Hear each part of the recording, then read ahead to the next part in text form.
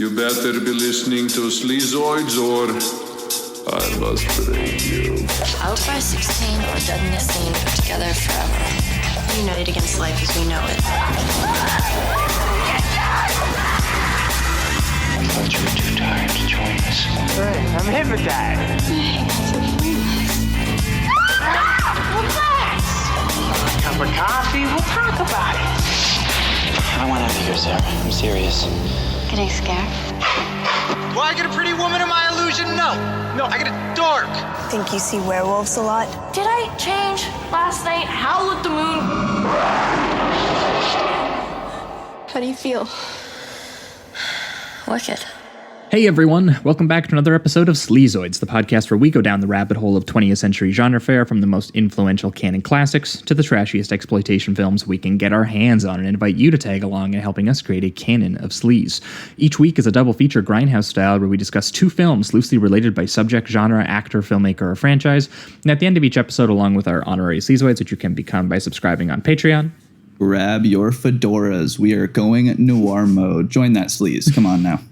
We decide on all the official ratings and rankings for every film that we cover. Patreon subscribers also get an on-air shout-out and 2 bonus episodes every single month, which we are in our...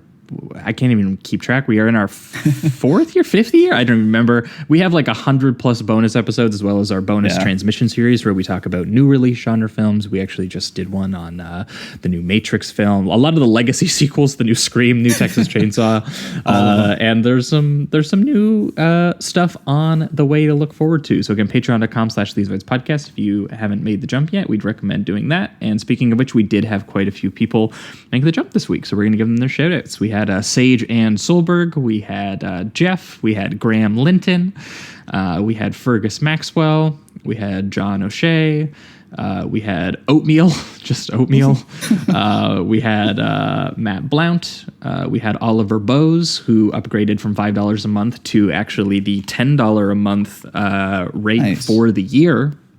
A whole year of $10 a month, and he's going to be joining us for the virtual monthly screening that we do the last Thursday of every month. We watch a movie live with our $10 patrons, and the last one we did was really fun.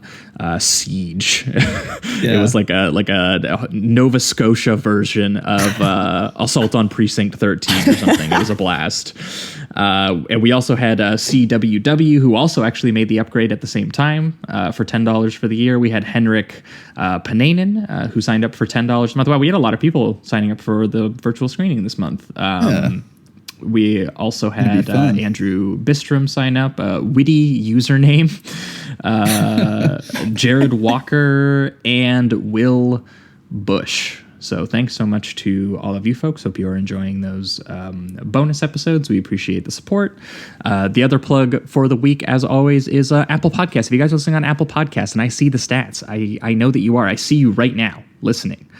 Scroll down to the very bottom and give us a good old rating and review down there. It helps us climb the ranks at iTunes and find new listeners. And the very last plug for the week, as always, is merch. If you like the poster art that local, based out of Toronto, horror artist Trevor Henderson did for the show, you can get that basically put on anything that you can think of. And we've had some freaks. So we've had some people buy some pens, some pillows, shirts, hoodies. You can just get a poster. The link to that is in the description, as well as at sleazoidspodcast.com. But yes, that is the intro. Welcome back to another week. As always, I am your host, Josh Lewis, and joining me also, as always, is my co-host, Jamie Miller. Welcome back, everybody. Welcome. I think 2 weeks ago would have been the last time you folks, the main feed listeners, would have heard from us, and we would have had special guest Will Sennett on the show, who joined us to talk about some cable dad classics. We talked Commando 1985 starring Arnold Schwarzenegger, and we talked Under Siege 1992 starring Steven Seagal, two films that kind of, in our opinion, represented the broadest, purest, kind of most popular version or image of those two actors in their prime, if not, necessarily the best movies that they were a part of. And we had a lot of fun breaking down some of the crazy nonsense that happens in both those movies. Commando with just the pure level of destruction, and Under Siege with the surprisingly sort of like classical action suspense qualities, but with character actors just going off in that, like Tommy Lee Jones and Gary Busey. He's so good. I love that movie. It's so fun. Just a lowly cook. Great stuff. And then last week over on the Patreon, we went sort of problematic erotic thriller mode from the 90s. We talked One Poison Ivy from 1992 with Drew Barrymore shooting that, I believe, at the age of 17, and having full-on sex scenes with Tom Skerritt, who was old Tom 59 years old or something. Either way, a really wild sort of like femme fatale kind of teen movie experience going on with Poison Ivy, directed by one Kat Shea. It was really cool, who did a lot of sort of like sexploitation kind of films in the 80s. And then we paired that with the cult classic, the seminal classic of the 90s, starring Marky Mark and Reese Witherspoon, Fear from 1996, directed by James Foley, which Featuring is a really track crazy from film that almost isn't an erotic thriller in a way. It is like just this more of a paranoid dad fantasy, having the worst time ever that his daughter's first boyfriend is a psycho killer, and Marky Mark takes every opportunity to play that as cartoonishly and evil as possible, and it has a full-on Straw Dogs like siege movie finale that just kind of blew us away. So if you want to hear that episode, patreon.com/Sleazoids podcast. That was over exclusively for the patrons. That was last week's bonus episode. But moving on to this week, we have a very special guest joining us. You might have already heard her a little bit. She is a horror writer, and she is the author of such books as Devils Onto Dust, which is like a Western zombie horror story, and Missing Presumed Dead, which is more of a ghostly neo-noir romance, I believe. That is correct. Yeah, nailed it. And that guest is Emma Berquist. Emma, how you doing? I'm doing great. How are y'all doing? We're doing awesome. All right. Thanks for stopping by and for bringing some. Of course. You know, Thanks for having me. as soon as I took a look at the kind of stuff that you were writing, I was like, okay, I think we need to get her on the show. She seems like she would probably have some crazy recommendations when it comes to genre films. I have some thoughts.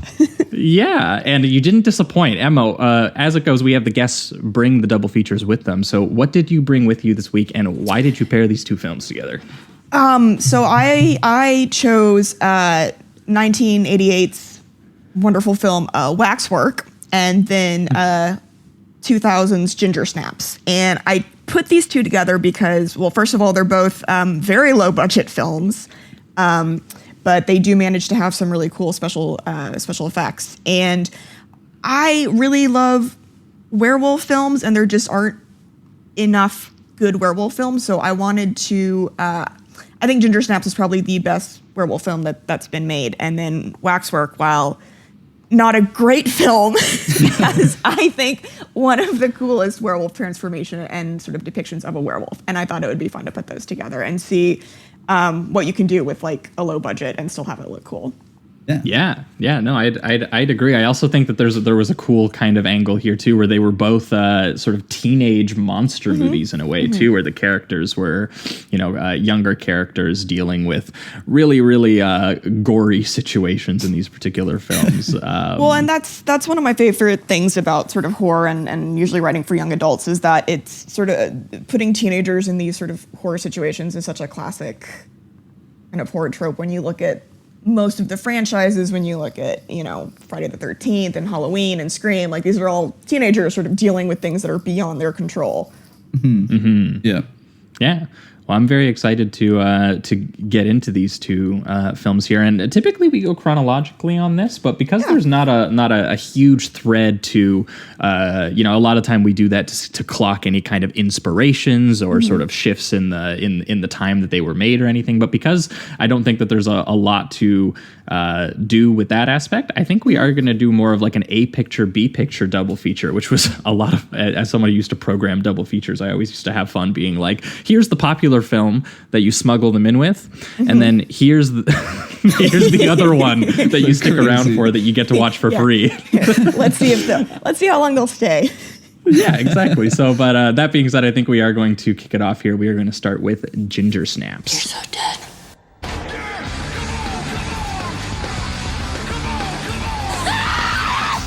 They're just being normal teenage girls. I'm not dying in this room with you! I'm not dying! I think she's gone.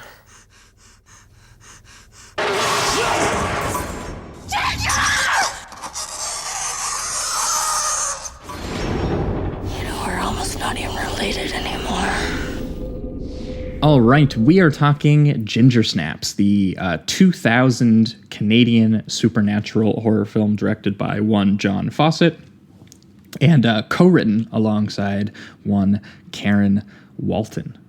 The film stars Catherine Isabelle, Emily Perkins. I was glad to see actually Mimi Rogers, who I recognized from the fact that she used to do a bunch of like really shitty like canon movies. As the mom, and but a kind of a who's who of whoever they could find in the local Toronto area when they were shooting this film.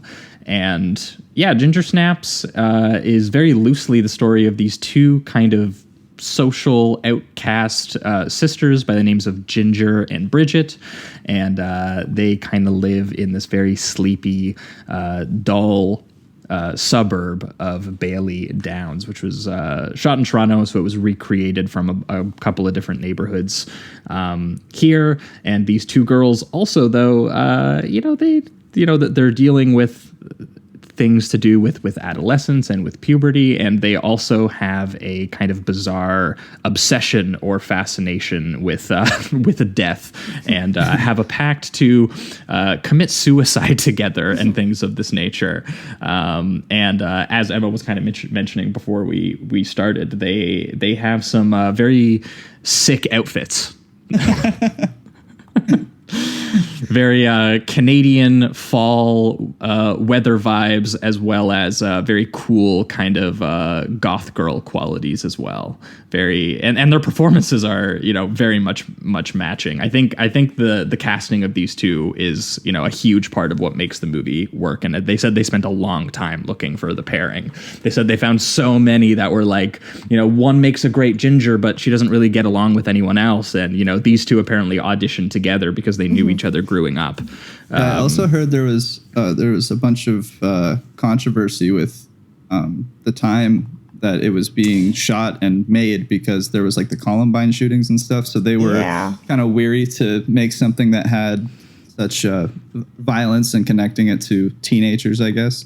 Well, yeah, there was just outrage because it's obviously this being a Canadian film, Toronto film. Right. This was partially funded by Telefilm, which is the organization here who helps get smaller films and independent Canadian films funded. And people were like, so taxpayer money is being spent on like a movie about teen violence right now? Or like literally that was like on the news. Like people were freaking out. Meanwhile, they're filming in like, the actual suburbs of and setting up these murder situations. Like, cause they in the movie, they end up taking photos together of death, essentially, just these various ways of people dying, suicide situations. Yeah, and some of them even look like just horrible accidents, like the one where she's impaled on a white picket fence and stuff like that. Like it's but they filmed them in the suburbs, and apparently a lot of the neighbors were very uncomfortable, and they had to like hide their kids and all of that. So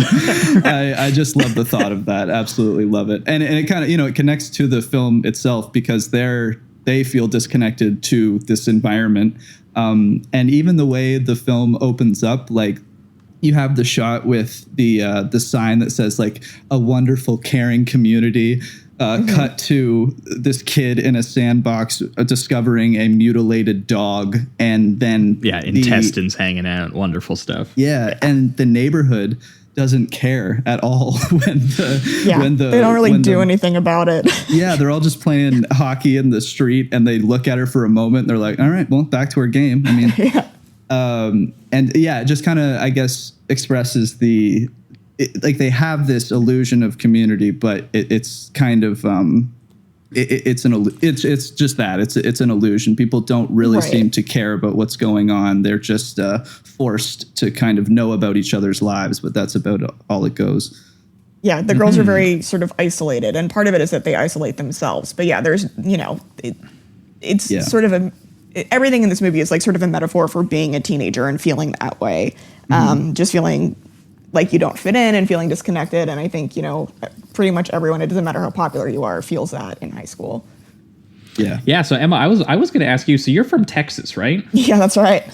All right. So how was it that you got around to watching a very small, independently made Canadian film? Because this was very funny. When I asked you to come on, I knew partially that you were from Texas, and I didn't expect you to bring a Texas horror film or anything. But when you were like, I want to bring a Toronto horror film, like we're the Canadians, so I was like, okay, we're down.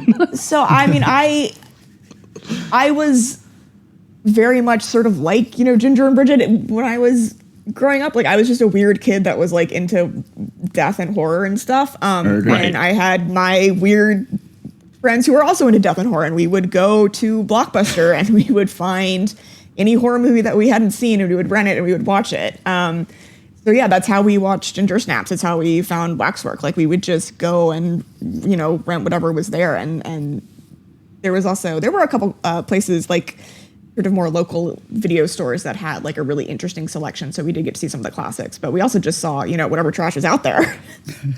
That's awesome. No, and that's really cool that it because this film, it didn't do amazing when it originally came out in Canada, and apparently it didn't really pick up until it eventually started playing on HBO for Americans, when it kind of found a little bit more of its following, because obviously it was doing stuff that transcended what people were just doing in the Canadian industry at the time, and it also had like I think it speaks to the fact that you and your friends were doing something like that it speaks to also that's the kind of people that they were kind of going after. Yeah, with the film. We saw the cover and it was a girl with red hair, in a cool outfit with like streaks in her hair, and it was like, oh, this looks cool, let's rent it. And it blew my mind. I was like, oh my, this is so cool. This is and you just find these little gems. That's also how I saw Cube, which is another like weird little Canadian horror movie, and I was like, this is amazing. Yeah, this movie actually has a really cool connection with Cube too, because Karen, sorry, I'm just blanking on the name already. It was Karen Walton, who co-wrote the film with John Fawcett. She actually wrote Vincenzo Natali's first debut short film, which then he would springboard into getting Cube made. So like they were actually all really cool friends with Vincenzo Natali, and it kind of has some of that scrappy, low budget, sort of arty filmmaking to it, where a lot of these people were just all friends together. And I guess Vincenzo was the one who introduced these two together, John Fawcett and Karen Walton, because they were both just like broke, film students. And they were like, yeah, so his car broke down and he might need like a place to stay and get fed for a little bit. And that was how they met. And they started talking about, the things that they were interested in doing. And that he really wanted to make a monster movie, a werewolf movie. He loved the idea of, sort of kids in peril. And he liked the idea of, sort of like the allegorical possibilities of it. And he wanted it to be about kind of like these he had the vision of like these arty, goth, weirdo kind of teen girls, but he didn't feel that, he could write that on his own. So he approached Karen Walton, and she's the one responsible for giving the film a lot of its, sort of the personality that it has. I watched a really cool interview with her where she went down, they were kind of talking about sort of the larger sort of feminist history of horror and how, this film kind of fits into it. And she said, she's like, that's really great. And I'm glad it's found an audience. But she was like, when I wrote the film, I didn't really sit down with like a feminist checklist. She was just kind of like, I was just a real lonely, sort of art girl that no one was friends with. And I was like, I just wanted to write girl characters who, talked like me and my friends did. Yeah, and so, you just wanted that authenticity to it, It's very funny. You just write about sort of your experience of, being a girl in the world. And then your work is like touted as being feminist. And it's like, it's just reality. Like it's not, it's not necessarily a message. Like, I mean, that's great that it is, but It's just funny. Yeah, it's like I was, it's just being a misfit. Yeah, people assume that there's a lens while you're writing it automatically. Whether obviously you can take things from this story about that, but yeah, like even when I was watching it, they're definitely leaning into it, but it's one of those things that I think says less about them as artists and more about the rest of the industry. The fact that there's not a lot of really authentic sometimes characters that people latch onto, and it's really shocking when they do kind of appear in this way, and especially delivered with the sort of level of care with the character writing and in the performances and everything. Like I was really impressed because I was watching this actually for the first time because I've been saving this. I knew someone would bring it on the show eventually. And I was just actually really, because I knew that it was going to be a really cool monster movie and it was going to play that way, but I didn't actually expect to get as involved and sort of like moved by some of the, the actual relationship, the way that these girls kind of have this very, at times antagonistic relationship, but that is always kind of, loving in some way at the same time, and also they in some ways they are others in other times. Yeah, and I love the way that they are having these internal conflicts that they are then expressing sort of externally, which is obviously something that monster movies and werewolf movies have always been a good gateway to doing that. But these girls do it just in the way that they dress, the way that they perform at school, the way that they shape their personalities, and how you navigate that world as a teen girl. They talk a lot about it, and how they're going to be perceived as if they're if they decide to kind of recluse themselves, well, they're the weirdos who don't talk to anybody, and all the all the teen boys kind of like shout at them. I like that all the teen boys kind of travel in like a pack. Yeah, in a pack. There's there's like a predator aspect to that that I really like. But then when they start sort of treating the transformation as liberation in a way, then they get too psycho. They start getting they start thinking that they're slutty, and they start judging them in that way as well. So they can't really get it right either way. So it's about these girls really reacting to the kind of social boxes that they are going to get put in just for the way that they look. Says she says that you can be a slut or a tease or the virgin next door. Like you have to pick one. You can't be all. Those are your options. Yeah. Yeah, I like her idea of it's how these people are just perceiving us, so we'll find a way to coast through the way the world just works. It's a pretty sad sentiment that she gives off in a way, but in that moment too, there's like a sense where she feels kind of powerful too, because she's finding these, she's transforming. So it almost feels like she's saying, it's a sad reality, but I'm going to take advantage of it as much as I can. Yeah. I mean, it's a sad movie. Like, it is. It's really sad, actually. It's a very sad movie. Yeah. I mean, I always, when I describe it to people, I say like, it's a monster movie, but it has some of the humor of an American Werewolf in London, but it's like crossed with the Virgin Suicides. Like it's a very weird. Yeah, that's a good way to describe it. Like, I don't understand how it can straddle that tone, but it does. Yeah, I know. Like, there's even moments where they like the part where they're trying to control Ginger because she's really going through the transformation, and as they're leaving that one party, the Sam character, the drug dealer that helps Bridget, just hits her in the head with a shovel, and it's almost like a physical comedy gag in a sense. Yeah. Even the way that they discuss it after, they're like, it's a misunderstanding. He wasn't supposed to do that. But then the next scene, he's being torn to shreds because she's fully transformed into this like 12-foot werewolf. And yeah, they really do balance that tone, those tones well. And it is shocking how well they do it. Yeah. And you're talking about Mimi Rogers. She's so good in this because she's very funny as this mom who doesn't understand what's going on. And then it becomes like very poignant as she like understands more that they've actually killed someone, and she's like ride or die with these girls. She's like, no, I'm taking you and I'm going to protect my daughters, and it's like very moving. Yeah, that scene where she kind of has that moment with Bridget, and Bridget's trying to reassure her, like, this isn't your fault, and she just looks at her and goes like, yes it is, like I have to take some responsibility because I have been not brutal line communicating reading with and you everything guys. too, and how cheery, almost cartoonishly exaggerated of like just a sort of peppery mom that she is too throughout the movie, to just have that realization that she feels like she has failed her daughters because they weren't prepared for and it's and that's the last scene with her too. Yeah, she just she just kind of disappears, and we don't, there's no sort of conclusion there. Like, this movie does not give you any sort of like happy ending. That's the thing. She just sees really the truth of what's been going on this entire time, and the mirage has been lifted, and she just sits there and goes like, it's my fault. I haven't communicated correctly this entire time. I've just kind of the entire movie, she seems to want to steer them in this direction that they're incapable of going because it's just not who they are. And the only thing that her character gets is that moment of clarity. And there's really no cathartic moment for her beyond that. And it's it is very sad.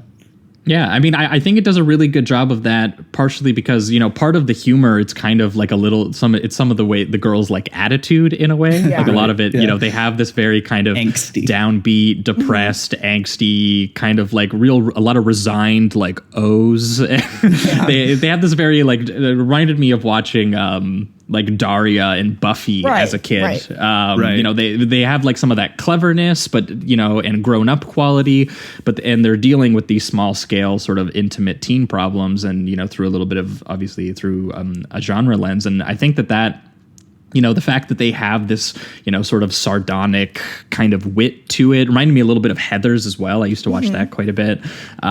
So like that, having these girls almost, pretending to be older than they are, and then coming headfirst into these problems that they're going to have to deal with as actual grown-ups at some point in their lives, and having that then delivered by Fawcett as like full genre extremity is I think what makes it helps, because you have these real characters and these real sort of internal conflicts and feelings, and then you have that very externally expressed, very expressed in surface and flesh, which is something that obviously monster movies and werewolf movies do all the time. We've talked about it, we've talked about how many we've done American Werewolf, and we've done Curse of the Werewolf with Oliver Reed, and a lot of the time it's kind of like this base animal urges made into this sort of sticky, tactile kind of thing, or it's the psychological concerns of infection and spread and everything like that. I'm excited for whenever we get around to Joe Dante's The Howling, because that's the one that I thought about the most watching this, which was a perfect example of sort of an almost Cronenbergian attempt to do werewolf as more of this like transformative repression. And it ends up in this kind of like new fleshy kind of finale in a way.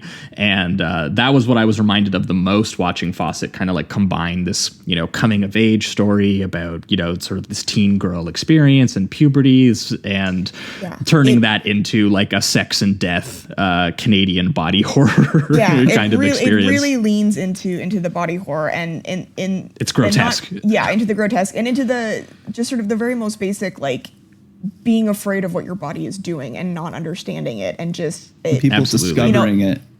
Right. And it's so clever, and it's kind of shocking. I don't know if this was the first film to do this, and if it was, then that's sort of inexcusable. It was. Well, actually, watching the interview with them, it's mind-blowing, because even they were like mind-blown when they were talking about it. They were like, how did no one come to this? Connect, like something called like, The Change with like a werewolf transformation. Like, I mean, it's such an obvious connection when you watch the movie, and or when they talk about I got the curse, these things. It's just such a perfect metaphor that it's unbelievable that it took until 2000 for that to be something that they put into a film.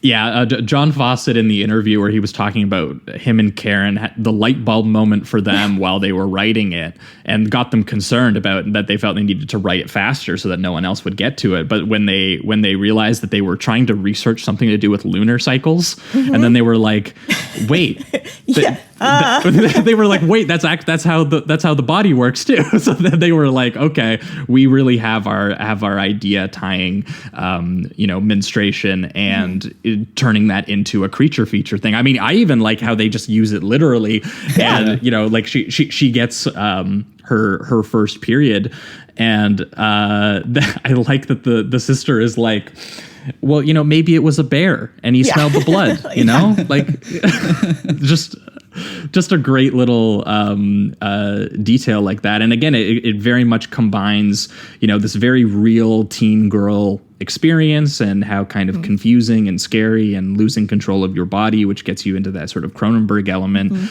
And then, again, having that be just delivered on in such extreme ways in this film. I think that stuff is just really, really fantastic. And I thought that, again, the film also just pretty well made considering the budget. I think it's like a $4 million budget.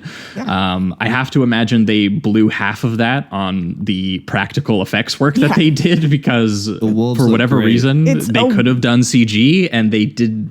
Thank God they didn't, because it holds up so well.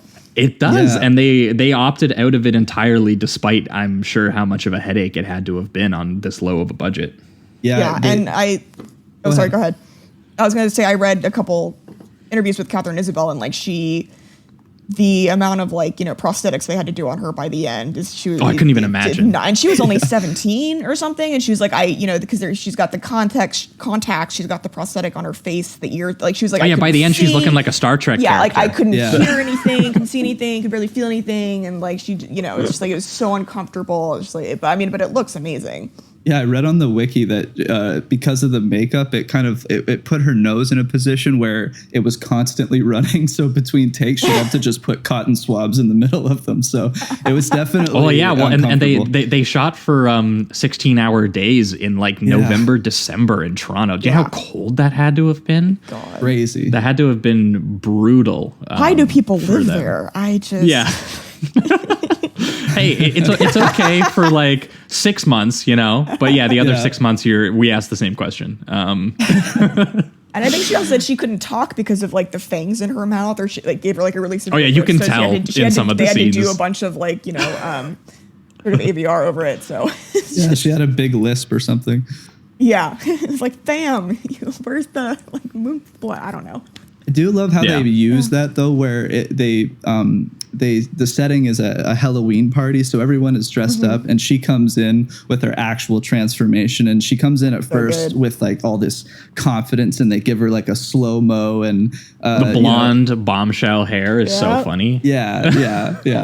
And a classic early 2000s gothic outfit, and it's just that part is great, where she kind of like finds her confidence in the transformation until it goes terribly wrong. Yeah, she can handle it up until like she gets rejected, and then it sort of like she gets that switch. Right. And that's another thing. It is like, as being a teenage girl, like nothing crushes your confidence like being rejected, and it's like she goes into this, you want to attack in return because it'll make you feel better, and that's what she does. Right, and I like the way they kind of present the idea of power in this, because when she has these kind of outbursts, she can't really hone in this power yet. She doesn't understand it, and I don't really think at this point in her life she wants to. She kind of she says in the movie several times, it feels good. It's essentially like touching yourself to enact this violence. So there's something about that I find really intriguing too, just dealing with kind of, the teenage hormones mixed with having such powerful strength, because they really present the werewolf, especially when it's fully transformed, as this absolute juggernaut. Like it's just the way they, I love the way they use shaky cam when someone's just being like torn apart, or the way that it like someone will be in a room just hiding from it, and they just have the walls just smash and doors crash and break, and it just feels very blood big. Smeared everywhere. Yeah, it just feels huge and powerful, and I liked that too. Well, yeah, and I like the focus on, I think that when I was listening to Fossa talk about it, I think he described it as they approached it from the idea of they wanted to kind of strip some of the magic from the werewolf. They wanted to focus on it because this was since this was a movie partially about, sort of a girls wrestling with their own bodies in a way, they wanted the werewolf to replicate that by being more of this like biological force. Mm-hmm. So there is a lot of focus on like, how hairy it is, how sticky it is, mucusy, and like, so when it attacks gross, people, it's just disgusting. And it's like, it's not hairy. It's like got this white hairless skin. Like it's not a pretty looking werewolf. It's like, it doesn't look like a wolf. It looks like some sort of alien creature almost. Yeah. And they really take their time with the transformation too. Like it starts with just some healing when it shows that giant scratch that she gets at first, and it turns into like a little bit of fur here and there. And then there's the tail that starts, and the tail is my favorite. The tail is my favorite. Every visual gag of it, where it's just like it would just be a shot of her in her underwear walking across her room, but there's like this giant tail sticking out. Yeah. I also absolutely love the scene when they're talking to the guidance counselor, and they're like, "Oh, you're going to be going through some mood changes," and her sister's like, "Well, what about hair growing?" She's like, "Yeah, that happens." And it's and how like just tired and exhausted Ginger looks specifically in that scene. They cut back and forth from her to the counselor, and the counselor has kind of just her going to work face on and all of that, and Ginger just has like disheveled hair and she's exhausted. And I loved that back and forth. I thought that was great. I also love when just kind of showing their connection as sisters, where she's helping her before gym class, like hide the tail, tuck it into her shorts. Yeah, just scenes like that. It's just it's not just dealing with the power itself. It's dealing with all of the physical things that she'd have to deal with, and just how embarrassed she would be that she's walking around high school with a tail. Right. Yeah, that's where you get a little bit of like kind of like that kind of Carrie aspect of it as well too, right? Where it's kind of like here's the sort of just the sad domestic reality of sort of a girl growing up and running into these problems that other kids maybe don't have in the same way, or people would growing a tail happens. People are gonna point and laugh. So you need to have a sister there to help you along and help you get through that experience. And luckily, these two sisters, they are really, really close. I really love the way that they just introduce these two in general, the way that they... Yeah, it really, they really is the core of the film, that their relationship. Yeah.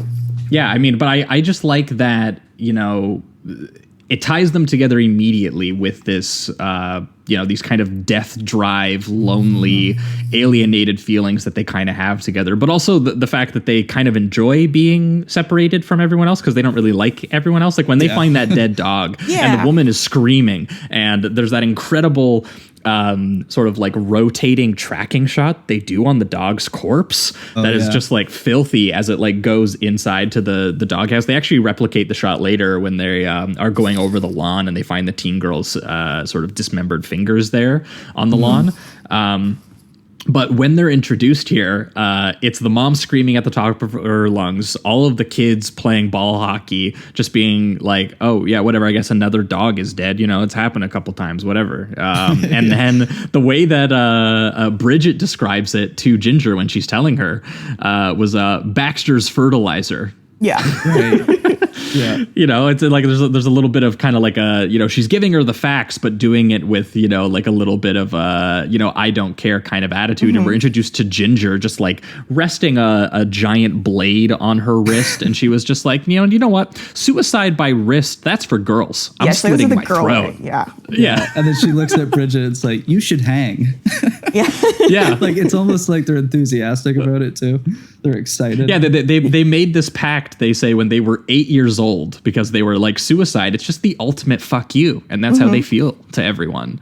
Yeah, and I really like Bridget's like kind of insecurity of even that, where she goes, what if it doesn't make the statement that we think it makes? What if they just point and laugh even at our death? Like that. I don't want people looking at me like that, I don't want it to be a show the same way that they're sort of like their fake death photos are. I actually like laughed really hard when I found out, because I was like, it's a really moody, cool little montage that they do. And I thought a little bit about the opening credit sequence to like Seven. It kind of has like that sort of creepy slideshow, kind of gruesome textures to it. You know, the girls are putting on these staged death sequences of, you know, a pitchfork is in the neck, one is impaled by a fence, or having their eyes poked out in the bathroom, or they're overdosing on pills. One's wrapped up Laura Palmer style. The other is like chewed up by a lawnmower.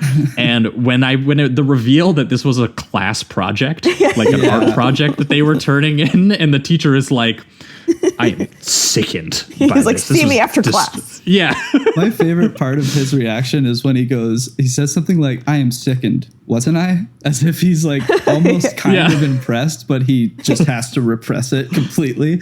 And I like that every other kid in the class is so about it. They're all clapping and like, oh yeah, of course. I mean, yeah, it's great. It's awesome. I mean, like, I would have been impressed. Absolutely. You know, like it's what I think this movie gets, what it understands so well is that, like, yes, there's part of you that wants to be popular and wants to fit in, but when you don't, you take pride in the fact that you don't. And so it's this, especially growing up in, like, you know, a small town like this, it's like, yeah, we're weird, we're freaks, people, it's like, yeah, but I'm not like the rest of them. Like, I'm different, I'm special. Right. And that's what they want. And I think they're both just so good in this. Like, I mean, Catherine Isabelle obviously is just fantastic with the way she, like, she's so good just in general. Have you seen the show Hannibal? Yes. Oh, okay, sorry. That's like my favorite show. So yeah, she's so good in that too. For me too. Yeah. She's incredible on that, and I was really excited when I watched this, and because again I was watching it for the first time, and I was like, hey, it's Margot from Hannibal. I was very excited. She's also very good in. There's one called American Mary that's also a interesting sort of body horror,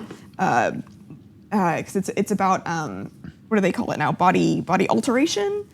Kind of. Gotcha. So it's a very interesting film, though. But it's another sort of horror film that she's in. But I also think that, like, Emily Perkins is so good in this, and part of it is her body language. Like, she's just always very sort of hunched over, and I love the hair. Yeah. Okay. Well. Okay. So apparently she, like, shaved her head right before the movie because she felt like it. And so they had to put her in a wig. That's something the character like would do, so I got to give her some credit. I know. I mean, it's like perfect for this. Like, she, you know, but it is the wig is quite big and, like, in her face. It's huge, but it definitely works. It makes her look a lot more feral than the performance that she's actually giving. Because she's not the werewolf one. It's her sister, Ginger, who is doing the transformation after she is attacked after getting her period in the park. And I like the first, like, attack sequence of it, too. I think there's some really solid, because, you know, I think that a lot of really great character writing by Walton, but also Fawcett, who didn't seem to direct much after this other than... He did, I guess, together with Walton, they did a show called Orphan Black together, which I still haven't watched, but I've heard good things about. Yeah. But he didn't seem to direct much after this, which I was kind of surprised about, because there's a lot of really solid, just, like, suspense sequencing and things in this. Like when they're just watching the little, like, pony kind of rock back and forth in the middle of the park, and you know, the blood is on the ground, and they're sitting there just, like, really concerned, and then that assault sequence just comes out of nowhere, and you know, it's biting into her leg, and you know, the chase into the forest and everything. Like, the sequence is really, really viscerally effective, and the effects are solid, and it climaxes on the werewolf getting hit by a car and fucking exploding chunks of flesh all over the van. It's huge. I love this movie. There's so much gore. It just really piles it on. It's great. Yeah, they even have an after shot where he gets out of the van and looks at the body, and it's just mangled. Like, the ribs are sticking out, and it's and again, it feels very gooey. Again, it feels like everything in this movie just drips. It's so gross. I also love when they incorporate both, like, the characters' technical skills as makeup artists and whatever with the movie itself, where they accidentally kill Trina, who is the school bully.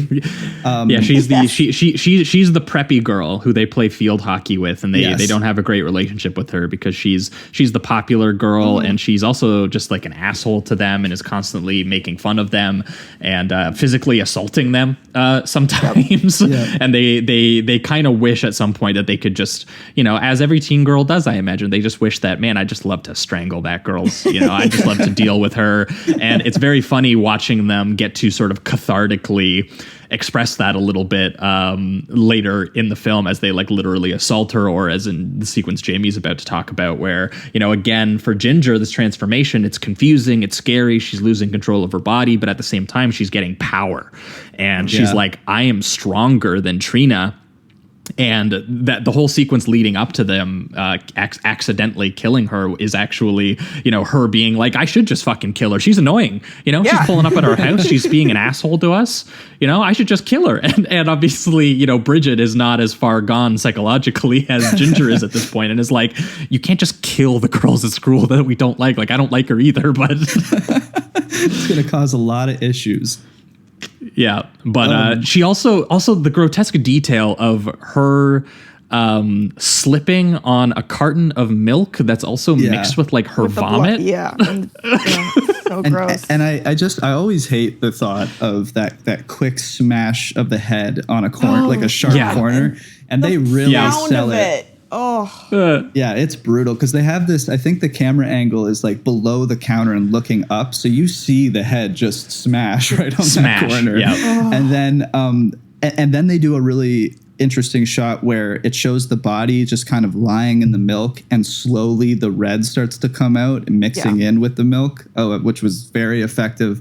And then what I was referring to just a little earlier was when the parents come in, or they come home. So they panic, and the parents are aware of what they do artistically. So what they do is they take the body and put it in a freezer, and Ginger just lays down on the real blood and vomit and just acts as if they're, making another piece of art. And I love that Ginger still kind of has this smart-ass attitude about her, even in this situation where she could get in a ton of trouble and just blow the whole thing. So she looks right at her dad and is just like, corn syrup, you want some, daddy? Just kind of still and like offers it to him, like, and then licks her fingers. Like, meanwhile, it's this real teen girl's blood that they just accidentally killed. I love the mom too running in, and he's like, I told you no more deaths in this house.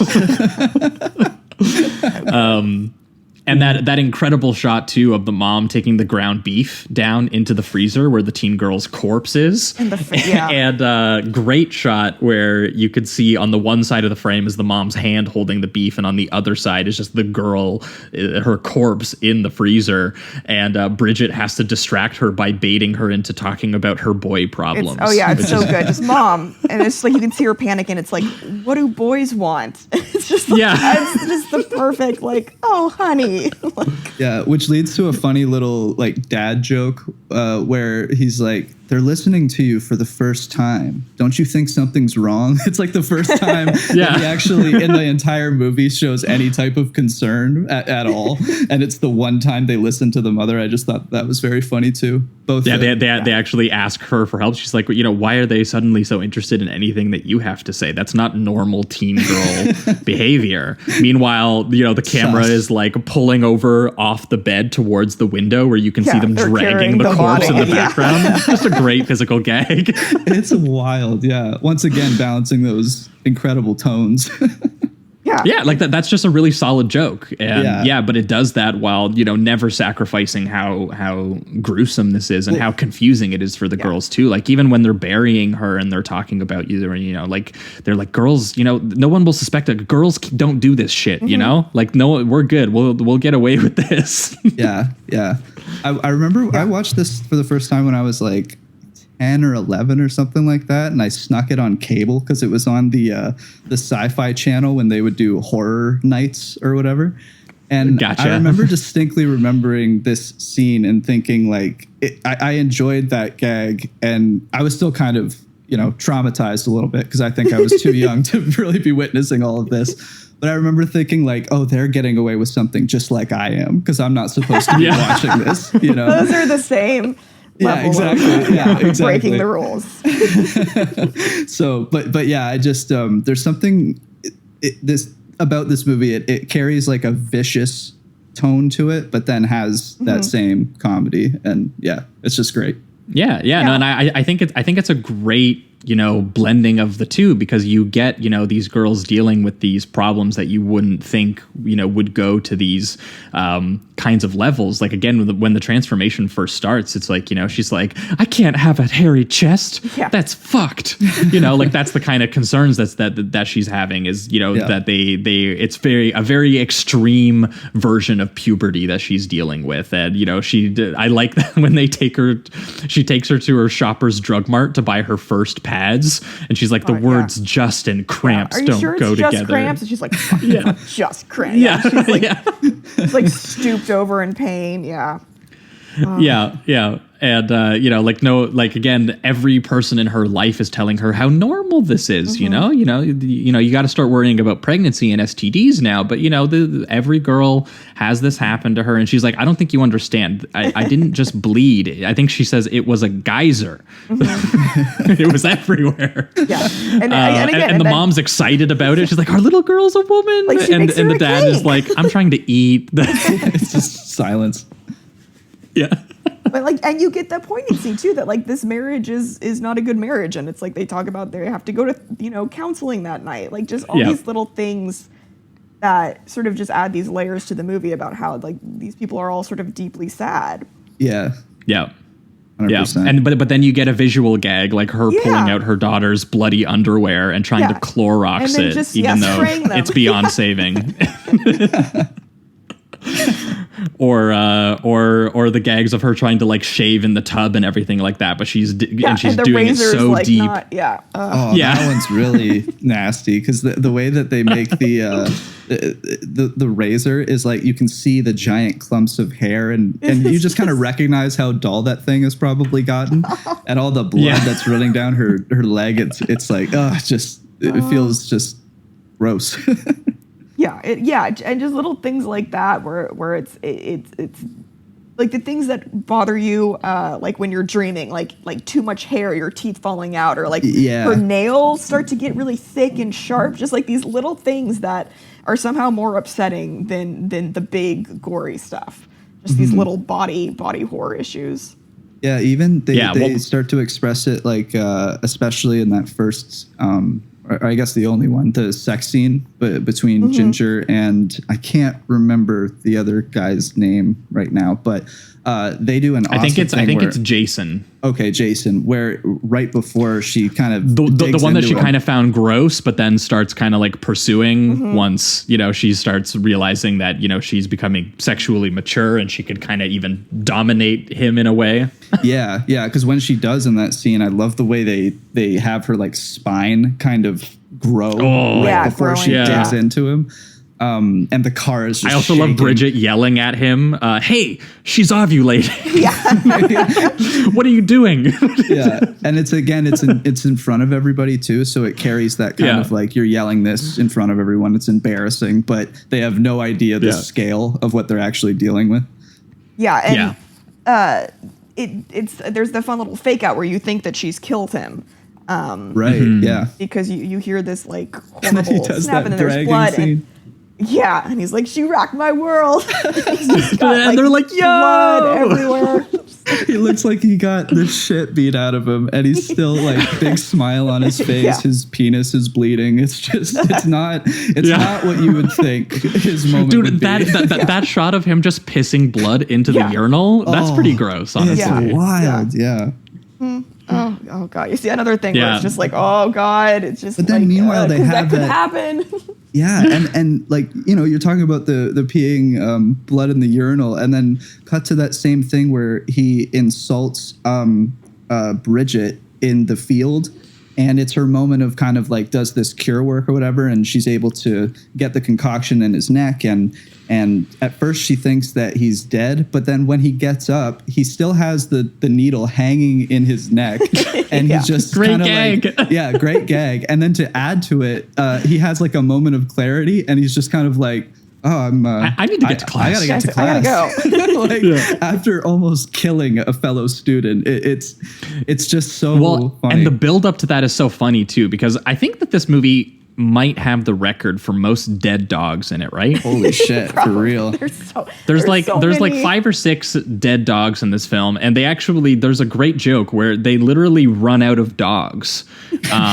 So before he attacks Bridget, I don't know if you caught it, he was trying to like lure a small child who I think was like, he was like dressed in a costume that kind of made him, it was because it's Halloween, it kind of made him look like a dog. So like literally he's trying to kill like the small child. Oh my God.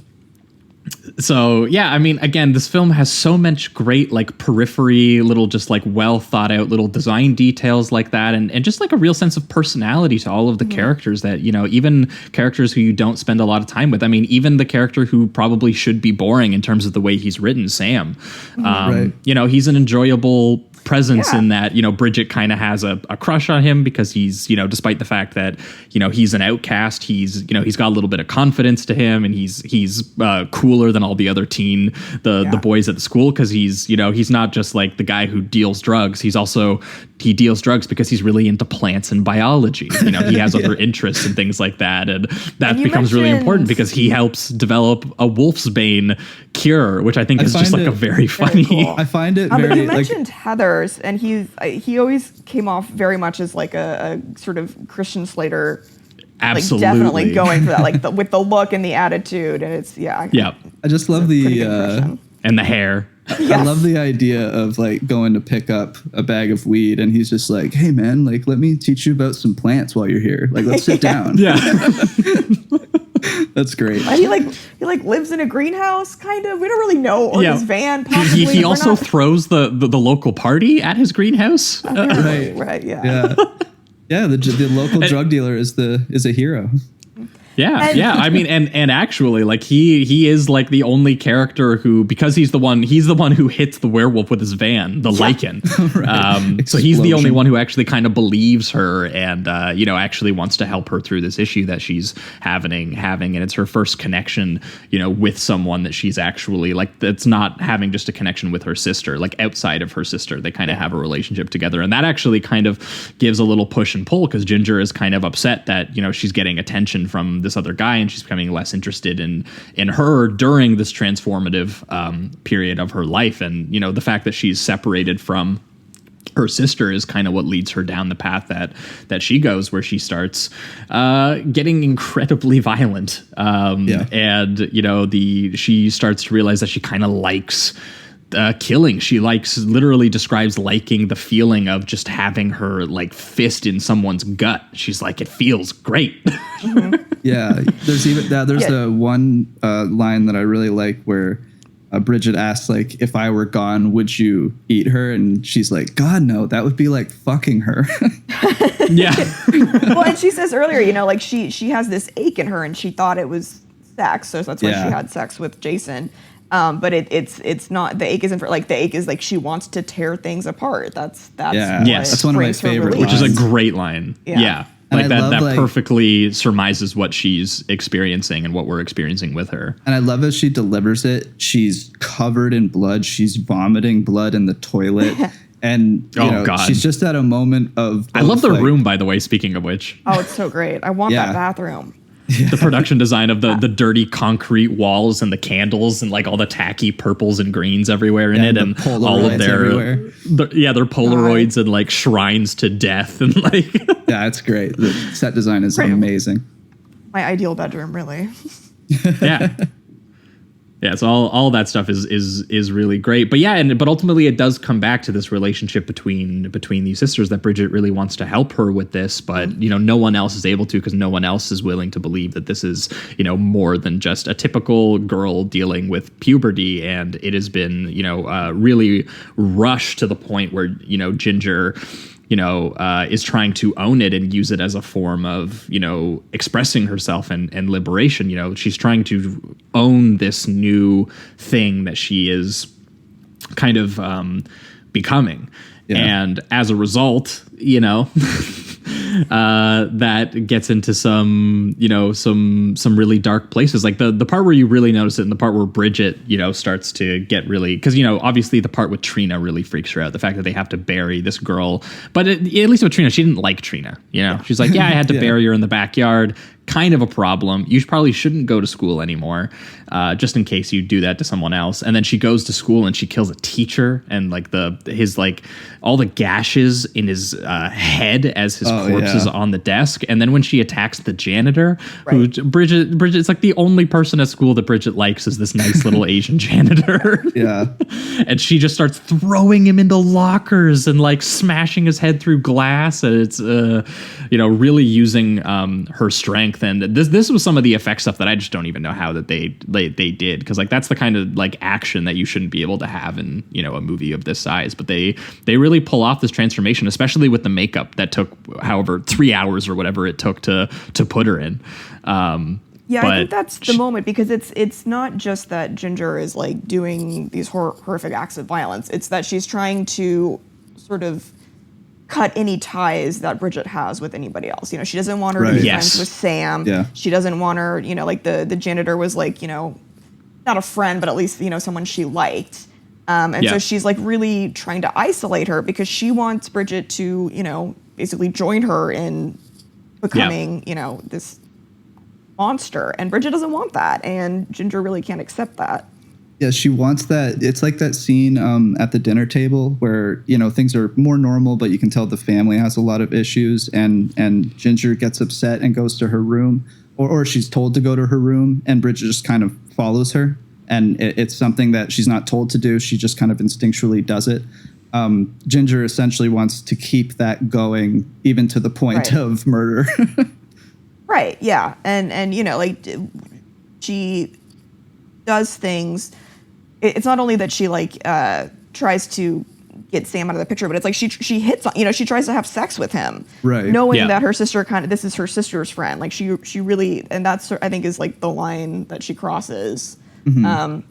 That, and then also kind of getting weirdly sexual with Bridget, which is like very uncomfortable, I'm sure. And what kind of sucks about it is that we know that, like Ginger has expressed, frequently, like she is increasingly getting more sort of unhinged and monstrous, but we also know that she has complicated feelings about that. And there's parts where she breaks down and, she's going to Bridget and saying, like nothing makes me feel good except for tearing things to pieces. And I can't live like this. Like but also cut the tail off.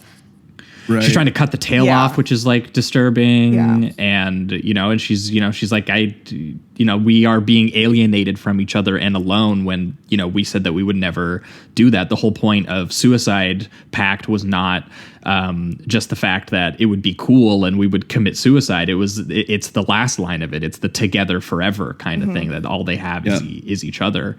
And then I guess they use that because Bridget has to kind of convince Ginger to come along with her so that she can, cure her or do whatever. And in order to do that, she, cuts her hand and makes another blood pact with her as the werewolf. Yeah, because that's what she suggests that they do earlier. Like Ginger makes that suggestion when she's killing the janitor right in front of her. And she's just like, we need to be together in this. Like, if I'm going to turn into this, you should also be turning into this.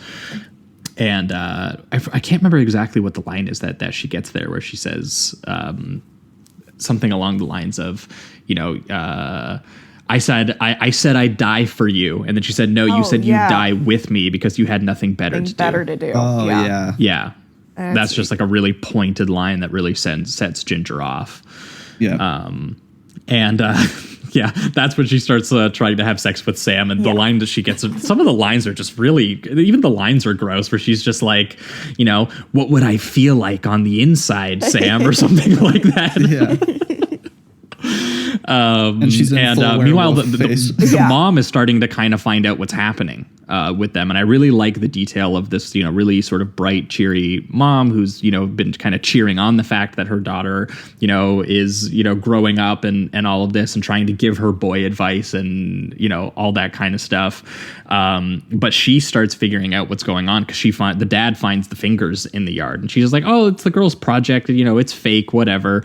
But then she puts it into the Tupperware in the fridge, adding this film to the catalog of films that we've covered where characters keep body parts in the fridge, which includes great company of Possession, yes, and Necromantic, which is a very disturbing film that I haven't thought about in a little while. But yes, so this joins that, and the mom eventually does dig up the girl's corpse, the teen Trina's corpse, like in the shed and everything like that. And as we kind of already mentioned, I love her reaction where she drives over to the party knowing what's happening, and she is immediately like, ride or die for her daughter. She's just like, I'm gonna burn the house down and we're all gonna run away. She's like, she's got a plan, like right away. Like she knew this was. She's like, she's like, you've done a terrible thing, but you are my babies, and no one is gonna like take you from me. Yeah. And immediately she's just like, let's burn down the house and all run away together. And, Bridget is really moved by that gesture of like, that she would totally back them up in this, even though they know it's, an awful situation. And then she thinks that it's her fault that she didn't prepare her daughters for, the craziness of the outside grown up world, even though this is, again, a very extreme allegorical rendition of that. I don't think any mom should have to teach their daughters about how to cure werewolf problems. Many of them just probably don't know how to do it. Although I do like Bridget just at one point watching werewolf movies and just taking notes. I was like, that's me. Yeah. You got to do your research. Doing research. I thought that was really great little detail. But it leads to a final climactic sequence where they make their way all the way back to the house, and it goes, Ginger goes full American Werewolf style transformation. Bridget's doing these like really great sort of like wide-eyed expressions as they are, they're tracking through the house looking for like this giant bloody dog of a sister that's rampaging the house. There's these incredible kind of like Dutch angle pull away shots in this sequence where like they, the camera is pulling down the hallway where you can see the claw marks all over the house. And she looks at this picture of her and her sister, or this painting of them when they were like 8 that's getting like smashed off the wall because, again, that relationship is no longer tenable in its current form. And it's the most pristine that they look. Like they're just very, they're cleaned up for the family photo and all that. They look very sweet, not at all like the way that we've been seeing them. Yeah. And it's just the whole house is shaking. Like this creature is a force of nature. Yeah. And then, and the creature looks awesome. Yeah. Oh yeah, it's great.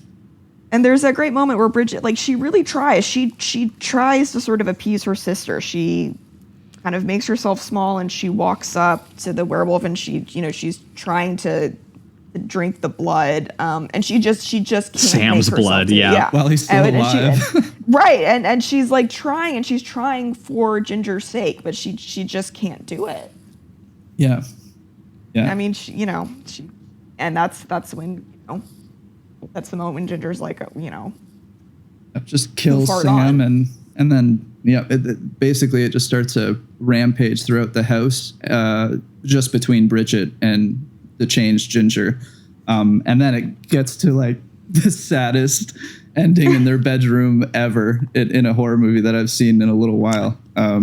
Yeah, well, and really nice, sort of like symmetrically framed shots of like I like the one where they have that tense suspense sequence with Sam where her and Sam are together trying to like mix the alcohol with the plan and get this cure going really fast so they can maybe cure her. Right.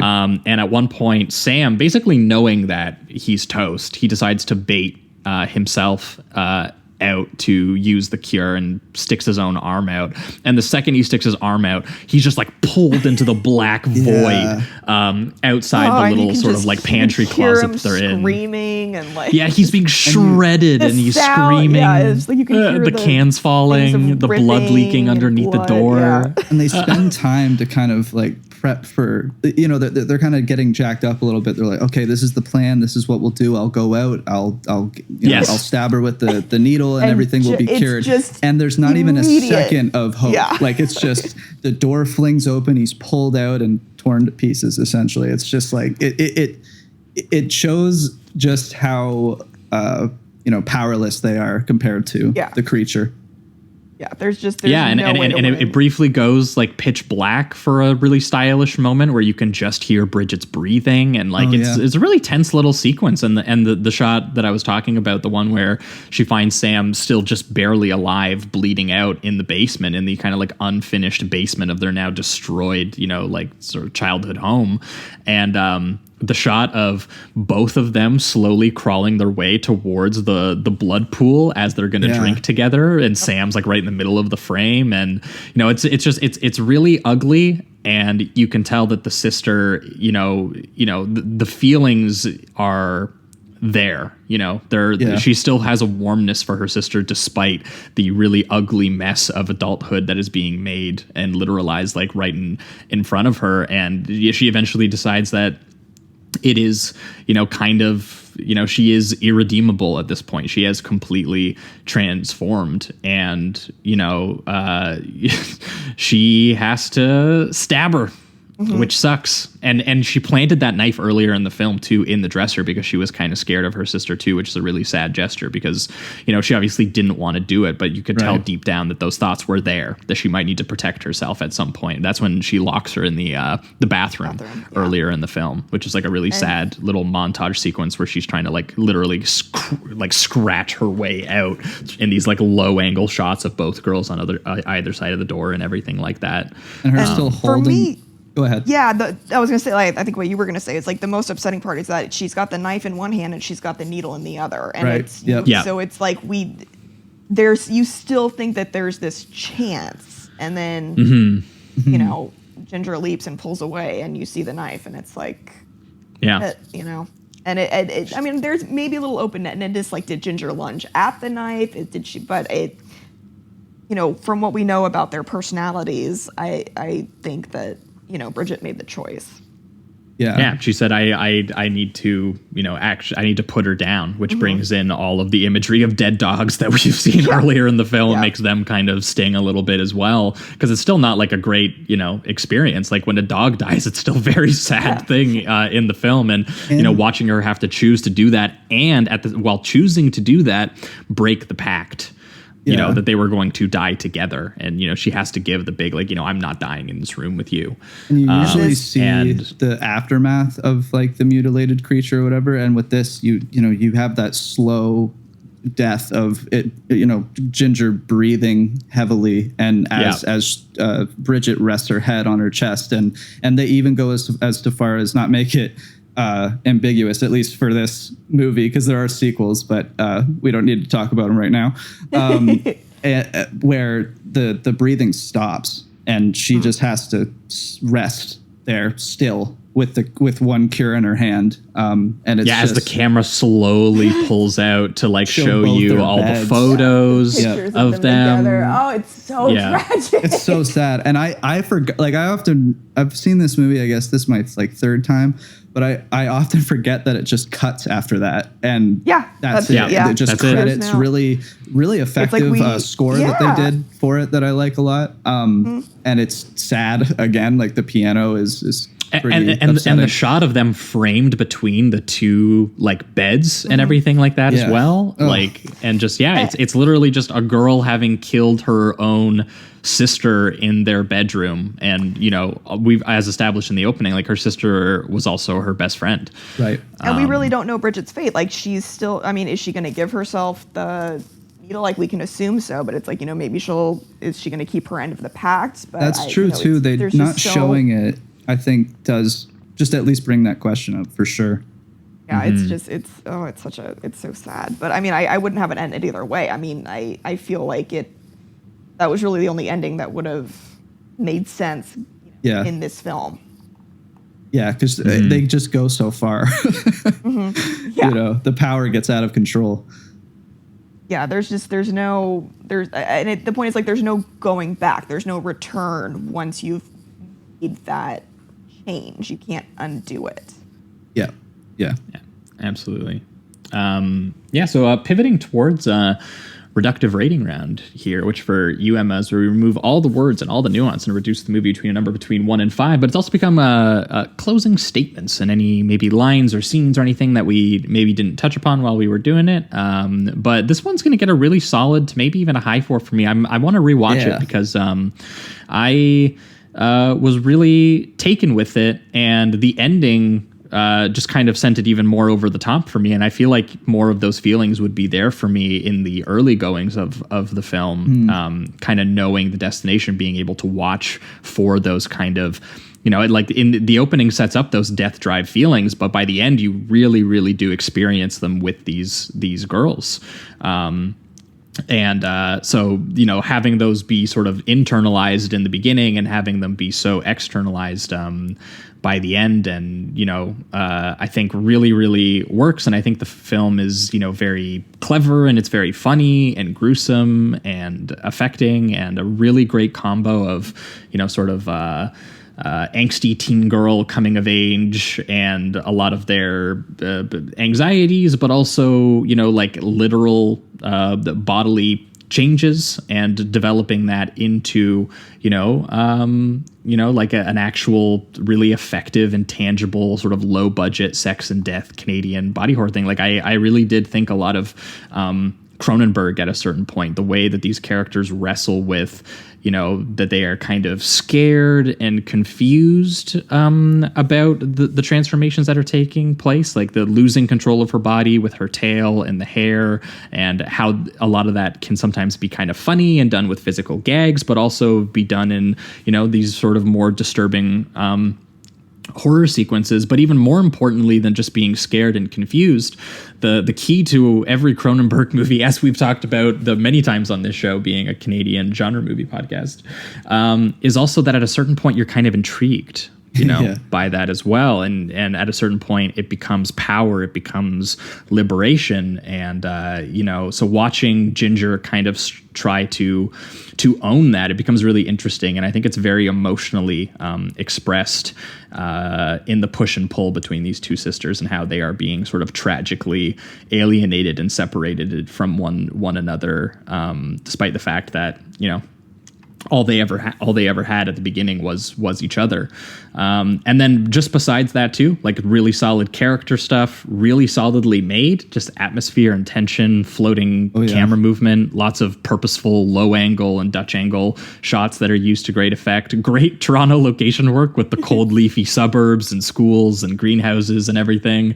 And again, there's really solid production design and makeup effects. So really across the board, I gotta say, this was a really great movie. The only thing that I guess I had a question maybe for you, Emma, on this as we're wrapping up here, because I did notice that there was kind of a prevailing critique reading up on the film at the time, which for a lot of people was that I guess some weren't as enamored with the sort of third act, and I think for some people it was just because it becomes a full monster movie, which is definitely not my issue. I think the monster movie stuff is really effectively done, but I guess I think some people felt it was the liberation aspect was a little complicated by the fact that, again, this is sort of allegorically, it's meant to be this girl just coming of age in a way, having these, moving into adulthood, and then having a girl becoming an adult turn into this monstrous, full-out bloodlust, irredeemable thing that needs to be put down for the betterment of the community. And so I think some people ungenerously read that. I think that's taking the metaphor a little too far. I mean, like I think in terms of character and plot, I follow all of that stuff, and I think some people just thought it maybe lost a little bit of the allegory becomes a little confused in there by the end because it needs to give way to the genre stuff. But for me, I didn't find that too disrupting, and I found the genre stuff so strong that it just overpowered any of that for me. So, I mean, for me, I think it's called Ginger Snaps, but for me, Bridget is really the center of this film. Right. And I think it's less about sort of becoming a woman and losing control, and more about when you're growing up, we all grow up at like sort of different rates, and we all go through these transformations, and it can be really isolating when it's someone else who goes through this transformation first. And like, you know, like Ginger is only like a year older, like barely even a year older, and she gets her period first, and so she's going through all these changes, and you know, Bridget's kind of left behind, and she's alone. And you know, what happens when people grow up at different rates, or what happens when you're sort of a weird kid in high school, is that you lose friends as they change and they go through their own transformations, not necessarily just like hormonal, but people just figure out who they are in high school. And that means sometimes you lose friends as they, you know, new friends, or start I like this reading. dressing differently, or start, you know, hanging out with different groups of people. And that's such a universal thing. And so for me, it wasn't just the like, you know, period allegory. It was growing up, and especially growing up as a kid who doesn't feel like they fit in anywhere, and sort of losing the only friend and connection that you had, and sort of how, you know, upsetting that can be. So I mean, that to me, that was always sort of my. I agree 100%. I think you're spot on reaction too. to this film. Yeah. So, you know, it's like high school's a very hard time, and it's, you know, it's especially hard when you're, you know, sort of an outcast. Yeah, I think there's a lot of commentary on like perception, because it seems like I think Ginger gets a little bit lost in how people are seeing her at a certain point, and then she went with the discovery of that power. She just kind of leans into it a little bit too much and loses herself. She starts to really enjoy it. She you know, starts dressing differently. She likes having people look at her. She likes and you know, Bridget can't follow her where she's going. And I think we've all been in that situation where someone just changes, and we can't you know, follow where they're going. And it's, you know, it's hard being left behind. Yeah, just because it's not who you are. Yeah, you know, like exactly. Like level. Bridget, she tries, and she's like, I can't do this. You know, like I can't become what you want, because that's what you're. Yeah, she has a good line where she says, "You wreck everything about me that isn't about you." So it's just kind of like, you know, Ginger wants her to come along, but only in a very specific way, and only if she was capable of, I guess, having the same kind of power in the same life. But yeah, this was great. I agree with just everything that's said. I won't digress too much further. This is awesome. I think it's a fantastic horror film. I love the way that it just balances those tones between like really dark comedy and absolutely vicious horror. Great performances all around. So yeah, this is a 4, maybe even like it's a strong 4, I would say. Yeah. For you, Emma. This is I have such a strong place for this film, like in my heart. So I mean, I have to give it a 5. I'm sorry. This is you know, we love that. That's perfect. This is one of my like, you know, movies that I grew up with that like really spoke to me, and I do think it's one of the strongest werewolf films that we have. Definitely. Yeah. It's in my like, I'd say I haven't seen too many, but it's definitely top 3. They don't make that many, and of the ones that they make, they don't make that many good. It's like it's this and you know, Howling and American Werewolf in London, and that's it doesn't have. And this is the only one to me really that like my favorite vampire movies are the ones that are tragic, you know, and this is the only one that has that kind of tragic sense to it, and that sense that like being a monster is very isolating. Yeah, I really feel that in this film. Like by the end, you can't help but just like it really emotionally works. You're incredibly saddened, not just for Bridget, but for just Ginger too, because I mean, it really at the end of the day wasn't her fault at all. So right, she didn't do anything wrong. Like you know, Yeah, and I think it totally follows that track where it's, you know, it's kind of funny and it's scary and confusing and liberating and finally tragic, and it takes you on that full spectrum of that journey. And sometimes it combines those things simultaneously in really cool ways as well. So yeah, Ginger Snaps. If you haven't seen it, check it out, everyone. Go watch it. What are you doing? But yeah, I think that's going to wrap it up for Ginger Snaps. We're going to be right back, and we're going to be talking about Waxwork.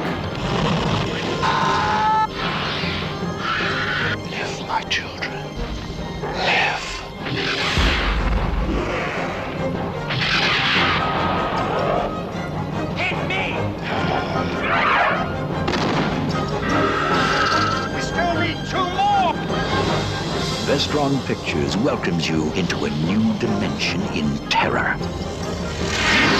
Waxwork.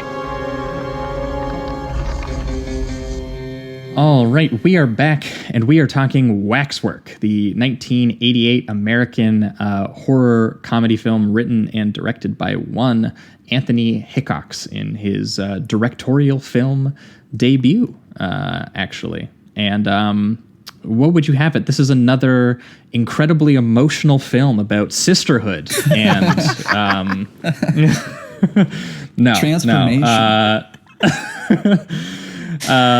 Waxwork is really interesting. I'm really glad that you brought it on. This is exactly the kind of film that we love to talk about on this show. A film that I hadn't heard about, and I am so glad that I know about its existence now, because I am definitely going to show this to other people at some point. Okay, so it is one of the weirdest to most films. people, and they either have a really good time or they get really mad at me for making them watch it. Yeah, I could definitely see that those are the two reactions that someone could have to this. And looking up the history behind this one was really interesting, because Hickox is he's actually the son of legendary editor Anne V. Coates, who edited Lawrence of Arabia and Elephant Man and Out of Sight. His dad is Douglas Hickox, who is a British director of exploitation films, and he did films with Vincent Price and Oliver Reed, and he even did one of John Wayne's last movies. And so this was his debut film that he got off the ground, and I think his sister also went on to become an editor as well. So this is just a film family, and he tried to, like his dad, get into the exploitation trend, get into making horror movies. He did a Warlock movie as well. He did the only other time we've talked about this guy, Jamie, I don't know if you saw, we did Hellraiser 3, right? Which I was not crazy about that Hellraiser, because it was just kind of like a Hellraiser movie, but what if they shot it in like bland New York City coverage, and like Pinhead was like throwing CDs at people to death, which is for some reason something the 90s was just obsessed with. We've covered multiple movies from the 90s where someone gets killed with a CD. Like, oh, they're so sharp. It's like one person figured out they were sharp. Yeah, they were like, it's like a ninja star. It's the same thing.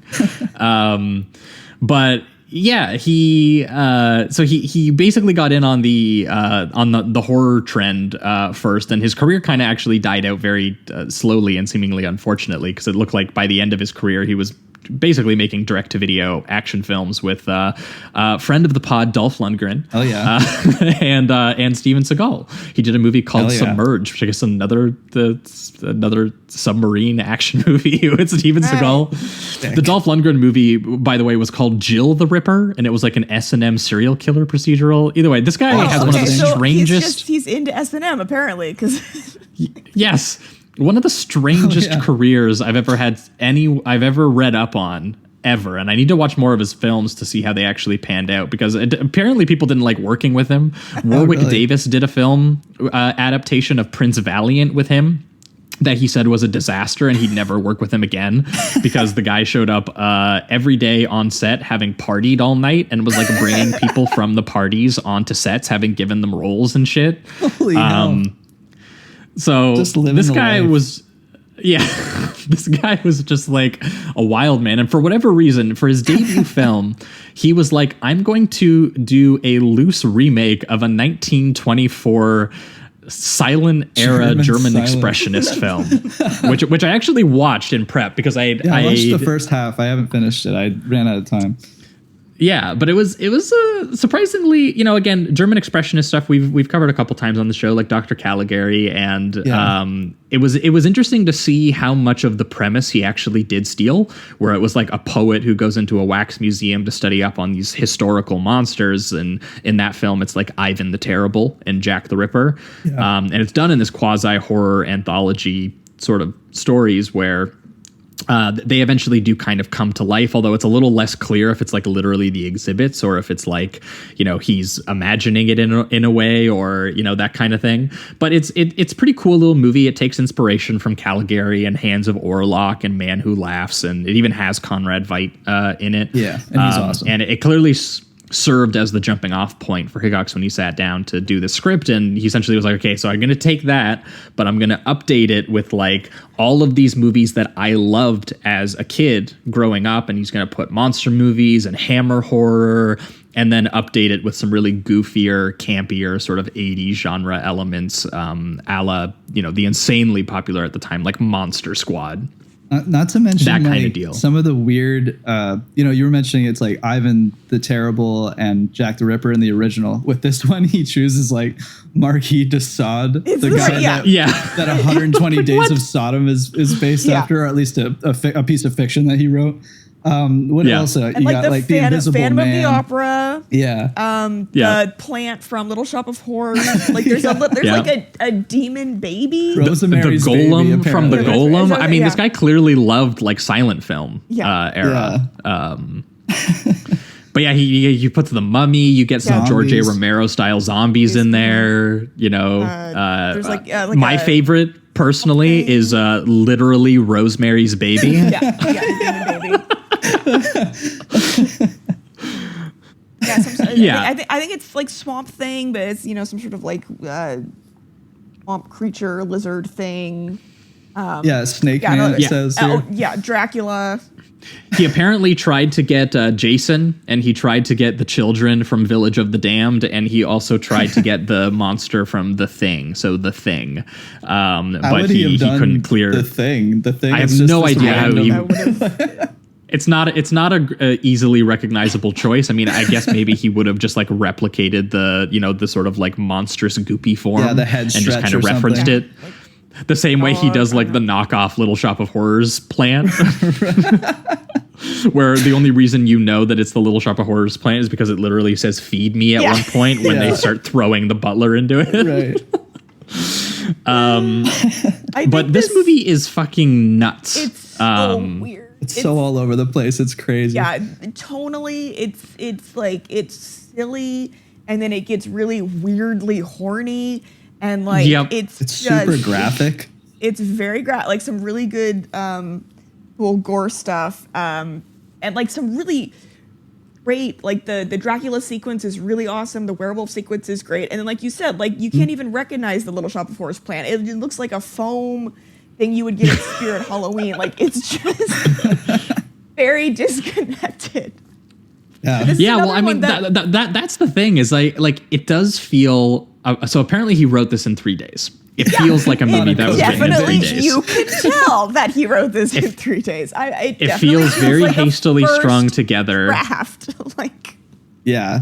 But I will say it is surprisingly ambitious in terms of tone, in terms of the various sequences that he wants to fit in, and I do think that the film's ambition does exceed his actual skill as a filmmaker. Yes, but this is another one that for some reason my friends and I would watch and quote all the time, and I don't know what it was about it, but we just loved it. But that's just it. Like that's something on the show that I feel we don't typically knock filmmakers for is for being ambitious. Yeah, we tend to get that. more angry when someone's lazy or bored or like clearly not there with it. And here, you can just tell that like again, there's lots of insanely corny music. The style in the present day stuff is like really overlit and very kind of flatly shot sometimes in kind of a way, even though I think he makes up for a little bit with some of the production design, like the cobwebs and the fog and, the sort of heightened comedic tone to it can sometimes be fun. But it really does mostly come alive when it gets into the actual movie fantasy sequences that he does, because you can tell that this was kind of the excuse that he built the movie around, was that he grew up watching, his dad was a British exploitation filmmaker. There's no way his dad wasn't being like, we're watching every Hammer horror film that comes out. Right. And so when he gets to recreate sequences like that and filmmaking techniques from that time, and he's, the imitation is surprisingly solid. So despite the fact that this kind of sags in the teenage expository investigating of a mystery on like, why is like like a former butler for a millionaire trying to kickstart the apocalypse by getting all of these souls to bring these killers back to that. All that stuff he's clearly is not very clearly in that. tactical. Yeah, exactly. So much of it happens off screen where they're like, oh, I know this guy. He was he used to work for my grandfather. It's like, what? He doesn't care. It's just an excuse to get back to these big cool set pieces with these crazy characters. Yeah. Definitely. So that's just it. It takes a little bit to get going. There's a lot of time spent with the rich boy Mark Loftmore, played by Zach Galligan, who's Billy from Gremlins, obviously. And we spend a lot of time with sort of him and his friends. And it turns out that again, there's this opening sequence where this man is killed pretty viciously to for some reason Louis Prima's Sing Sing, this big band 30s swing era music, as a man is being burned to death in his own fireplace. It is such a weird thing because it even opens up with rain and a house, and it has the imagery of either a mystery or a haunting or something like that. That's a gothic mansion. But meanwhile, you have just huge horns and just going off. And it is a very weird disjointed mix. Yeah. Which I think is, I get the point in a way, but it just seems like such a left field call that it's almost a little too much. Well, that's just it. There was so much stuff watching this where I had the issue I have sometimes when we talk about Mark L. Lester films, where I was like, how much of this is chintzy and he just didn't really know what he was doing, and how much of this is actually a solid joke. For example, there's a really early on solid joke that I loved, which is all of these teens living in this rich suburb. I love the framing of the conversation he has with his mom, where you can't even see over all of the flowers in the middle of the table, and he's like, "You should let me have a coffee. I'm a big boy." Caffeine. And very whiny little sort of rich boy teen little conversation that they're having. But then the two girls are walking in the middle of a suburban street. And in the middle of this suburb, where there's beautiful houses, there is just a giant wax museum. And the girl literally turns at it and goes, "Weird place for a waxwork." There's not a lot of customers who are going to be walking through this neighborhood to go, that's something that you would put in the middle of the city. And then just as soon as she says that, David Warner, dressed in full Willy Wonka attire, just appears. It's bright magenta, he's a wizard. And he's and that stuff is very clearly funny. That is tongue in cheek. That is good stuff. Yeah, and he disappears just as quickly, so it's definitely a gag. That's so good. Yeah, but he's immediately creepy, and he's just you and your 6 friends should come back at midnight tonight and take a look. And you're like, this guy, he's bad news. But they do, for whatever reason, decide that they're going to do that, because these teens. This is very funny. Comparing this with Ginger Snaps is very funny, because we were just complimenting Ginger Snaps on how sort of authentically it gets into that teen girl experience, the feelings that they have. Barely real people. These are not real teens in any capacity. These are joke characters. And although I do, enjoy some of them, Tony is played by Dana Ashbrook from who's Bobby from Twin Peaks. Oh yeah. And I would have liked to see him a little bit more in the movie, but I did enjoy just I haven't seen him in anything other than Twin Peaks, so he immediately brought that energy just from me. He hams it up, which I loved. I thought it was a good choice in a lot of the stuff he's doing. He's usually when in his segment where it goes to the werewolf thing, he's kind of constantly yelling at the sky because I can't remember exactly. Is it because he thinks that he's gone through the portal or that he's in a different time? I can't remember exactly, but he's trying to decide, he's trying to justify what happened, and he's decided that someone either slipped some acid or that he's been hypnotized, and so he's trying. Yes. Which is great. It's a great sort of little monologue where he's hypnotism, that's it, hypnotism. Yeah. And he has a lot of moments where Mark gets made fun of, and he's the one that is laughing the loudest and most boisterous a lot of the time. And so I really appreciated that he hammed up all his moments, the short-lived moments that he has. Well, I also like that these are teens that are like playing sort of like rich kid dress up. Like they are playing like high society grown-ups. And like when they're hanging around their house, they're all in dresses and suits and smoking and listening to jazz records. And like that's the kind of thing that they're doing. And meanwhile, you know, they're just like, oh, who wants to go to the Waxwork? Like, let's rent a horror movie, you know, like these are the kind of conversations they're having about. But they do decide to go to the Waxwork, and they do go there, and immediately, you know, things are not right. The building is spooky. There's fog everywhere. There's these wide angle lens shots of like the old school brick and kind of wood building that they're going into. No one's there. There's two butlers. One is a giant Addams Family looking motherfucker, and the other guy is a very small little guy. And once again, reminded me a little bit of Twin Peaks. So I was thinking a lot about Twin Peaks. I've been thinking a lot about Twin Peaks lately. Yeah. Felt that same way. But but the doors open up for them on their own, and they start walking through, and they're, you know, this is their Friday night, and they realize that this museum is not just, you know, like a typical historical museum. There is a whole bunch of different setups, including things like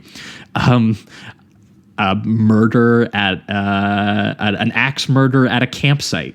There's a sort of like medieval torture dungeon. There's like a Frankenstein dude. There's a freaks looking circus cart. One that I had to ask you guys about. What is the deal with the invisible man shoving the gas pump into the woman's mouth? That was the one exhibit that I was like, what is that? What is going? Is that from? Yeah, that's not from the Invisible classic. Man. We've covered that film. The classic film. Yeah, I think he was just like, let's make every single exhibit as violent as possible, even if it's not directly correlated with the film. I think he was scrambling because they needed 18 because it was like 666, and I think he just ran out of things to do. So just threw a bunch in there. You can also very much tell that all of like the actors are moving. Like you can see them move. Yes, they are not frozen like wax figures. Yeah, it did feel like a choice, a budget thing where they couldn't come up with the actual wax people. So they're like, well, we'll just have everyone in their costume when they come to life, just stay as still as possible. It does kind of create like, and I don't think this was on purpose. I do think he was trying to trick you a little bit.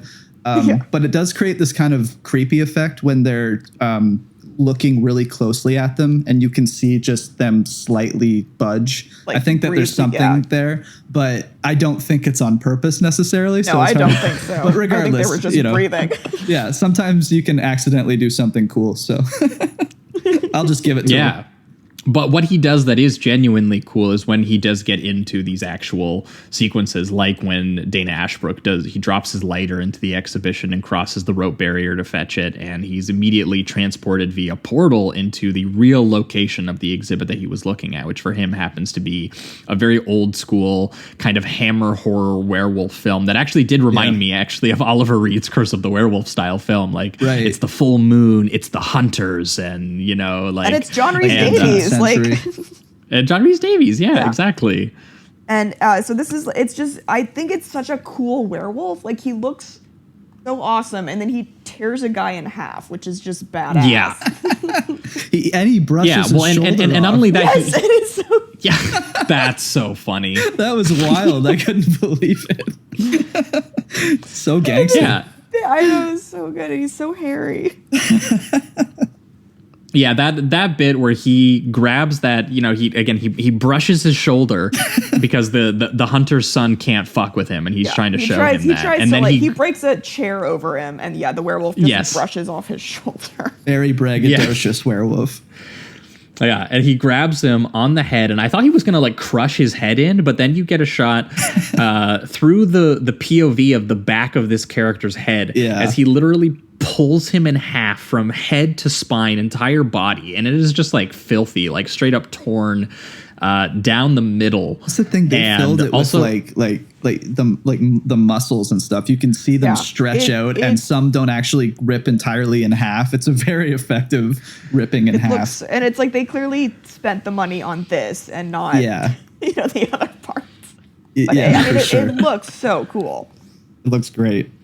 Well, yeah, and then Dana Ashbrook starts getting his like transformation sequence before the old timey hunter puts a silver bullet into his gut, and you know all the POV shots of like the werewolf done in those wide angle lens shots where it's like they're trying to like beat the werewolf with shit straight into the lens, but it's just like chasing them down and everything like that. Like it's a very well, you know, sort of again aesthetic imitation of a kind of old school 60s kind of werewolf movie, but again then done with shocking 80s gore qualities, which is, you know, which you don't entirely expect because of just, you know, how decent the actual aesthetic imitation is. And this happens over and kind of over again in throughout the various sequences. Like the one girl, China, I do like her. The one character thing they set up with her is that Mark is, despite being a rich kid, he's not particularly sophisticated. You know, he's not romantic. He doesn't he's speak not French, man. Yeah. He doesn't speak French. He's not good with languages, is how he words that. I think he says at one point. So she finds herself in what I think she thinks is meant to be like a Phantom of the Opera type sort of scenario, and you know there's this very handsome man, and he's in the candlelight, and you know when she walks into it, she gets on this really beautiful dress, and she's all of a sudden in this gothic romance castle. This is the one that I wanted to be in. Yes. The dude basically just looks like the handsome version of Beast from the end of Beauty and the Beast. Like it's a very like again almost cartoonishly kind of like handsome man. And he's got the vest and the ponytail and the chalices and the wine, and the room is echoing and the table is so long. And then they start serving her raw, salty meat with some nice little blood sauce on top. Yeah.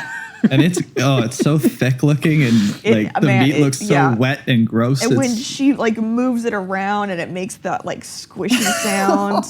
And she takes a bite. Yeah, it's disgusting. It's so gross.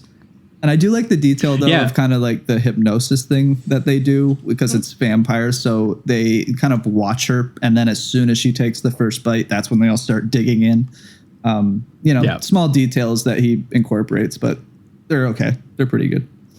Yeah, that, and then the effect when she, you know, eventually sort of stumbles upon what's actually happening and finds this guy, and his entire like leg is missing, but he's still got. It's so gross. Oh, it's so good, and it's like like you can just see the bone, and there it's just. I love the detail of putting the rat gnawing on it in there. And it reminded me of that one shot. If you've got seen, I know Josh has seen Hostel. I think it's the second one. Yeah. It's when they're going like to sell a body to somebody, and then it goes up to someone, and some guy has that exact kind of setup where it's some person on a table, the whole leg is just raw, and it's just something about that's just so gross.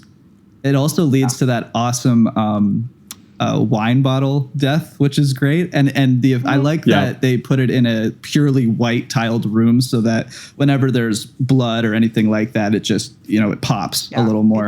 And they make her dress white and everything too, as the gets soaked with blood, like because when she kills them, they just like explode. Yeah, that's my favorite part, because like the production design is more like, what if this guy was like in the torture dungeon from like The Devils? Like it feels like it's meant to be like this sort of period castle kind of thing, and like almost realistic in a way. And then when she makes the makeshift crucifix out of the knives, and she touches it to the vampire's head, and his head literally just fucking explodes like Scanners style. And it's chunky, it's on the walls, like guts everywhere from these lady vampires who come in and are being shoved through the champagne bottles, and like just gushing blood and guts like everywhere. Like this stuff was really solid, and I at a certain point I did wish that this was the movie. I have a feeling that they just didn't have the budget to keep going with this, because they really do. There's really cool stuff in this movie, and it's like you want it. It just the framework is not. Yeah, it's all within the segments, and it's mostly the exciting. I find the action stuff to be the best. I mean, action / horror. Because there's another good blood gag with the mummy, where he just straight up steps on a guy's face and just crushes it. Which is so shocking to see when he's recreating kind of like Mummy, but updated with kind of like that 80s Indiana Jones adventure kind of tone to it. Yeah. And then just watching that guy step on a dude's head and it just like splatter like a pumpkin or something. Like it's. And then they even go as far as like they start to kind of connect the certain violent moments together where the mummy gets harpooned and then he starts walking towards one of the guys and grabs him into the harpoon itself as well. So there's just it's so weird though, because you are watching the Mummy, which I've only seen the classic one, so it's much more it's just classical in its nature, whereas I haven't seen the Hammer horror ones. Are those more gory and violent? I don't think so, actually. Not that I remember. Like Hammer horror was still pretty classy. I mean, they sometimes did have blood, but it wasn't like Fulci levels, of horror. Right. Yeah, so that's that's just one thing that's interesting about this is that you're watching these classic monsters and they're doing grotesque 80s blood gags or gore gags. It does kind of take you back a little bit. You're not used to what you're seeing. Yeah, well, I mean, that's the thing that I found. Again, I don't know entirely on purpose, but I found that's the quality that I did find a little sort of metatextually interesting watching the film was that like Hickox is once again very clearly just he's going back and visiting all of these films that he grew up loving. And, so it has almost at a certain point, I will say this literally becomes like 80s horror geek, like Ready Player One at a certain point where all of the monsters are just coming to life and having a great time. And so clearly he's kind of like fanboying out a little bit by forming this little sort of apocalypse, monster movie where they all get to hang out together. Right.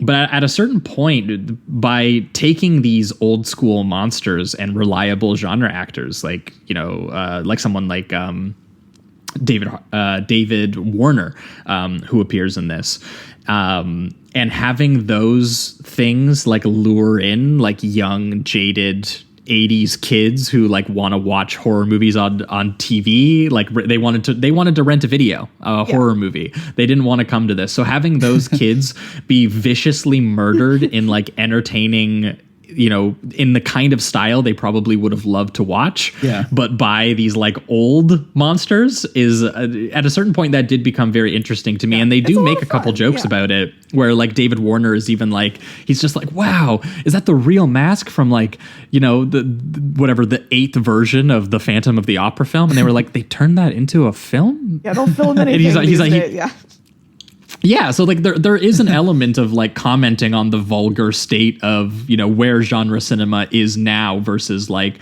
where it was at a certain point. And he's just found a way to, kind of have his cake and eat it too at one point, while doing something like that. Again, it's not the smartest thing in the world, but there is something there. Yeah, at one point the owner actually says too that the displays are as violent as they are because that's what's popular. Like that's exactly what sells. Yeah. That's what gets There's lots of little details like this. So he's in ways I will say he's definitely doing these things on purpose. It's just sometimes it's for me it's like that tonal balance that he doesn't quite nail it like Ginger Snaps does. And there's times where I'm very much questioning whether that joke was intended to be a joke or not or something along those lines. But for me it's good. Yeah. For me, it's when he gives way to the standard kind of like, the kind of sagging middle portion where it's just Mark and Sarah who leave early after China has been swallowed up by the vampire section and Tony's been swallowed up by the werewolf section. They just, for whatever reason, I think in the writing, he's like, okay, well now I have to figure something out. I need to like know what to do.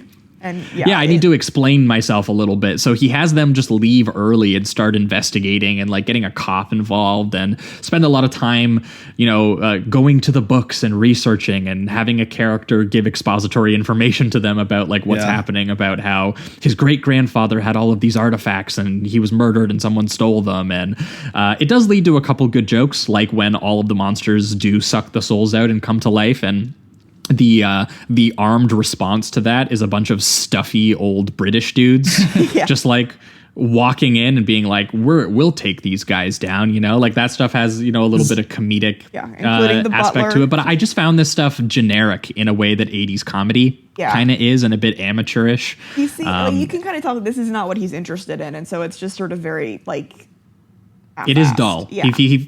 Yeah. He feels like he's going from point A to point B, which does, you know, he just wants to drag. get to the chaos where everything becomes animated and they're all attacking each other. Cause that part is fun. Like I did like that shot of the Rosemary's Baby being kicked and then shotgunned. Rosemary's Baby getting shotgunned in the face Like, and that's exploding. wild. That's just is so wonderful. stupid and fun and awesome.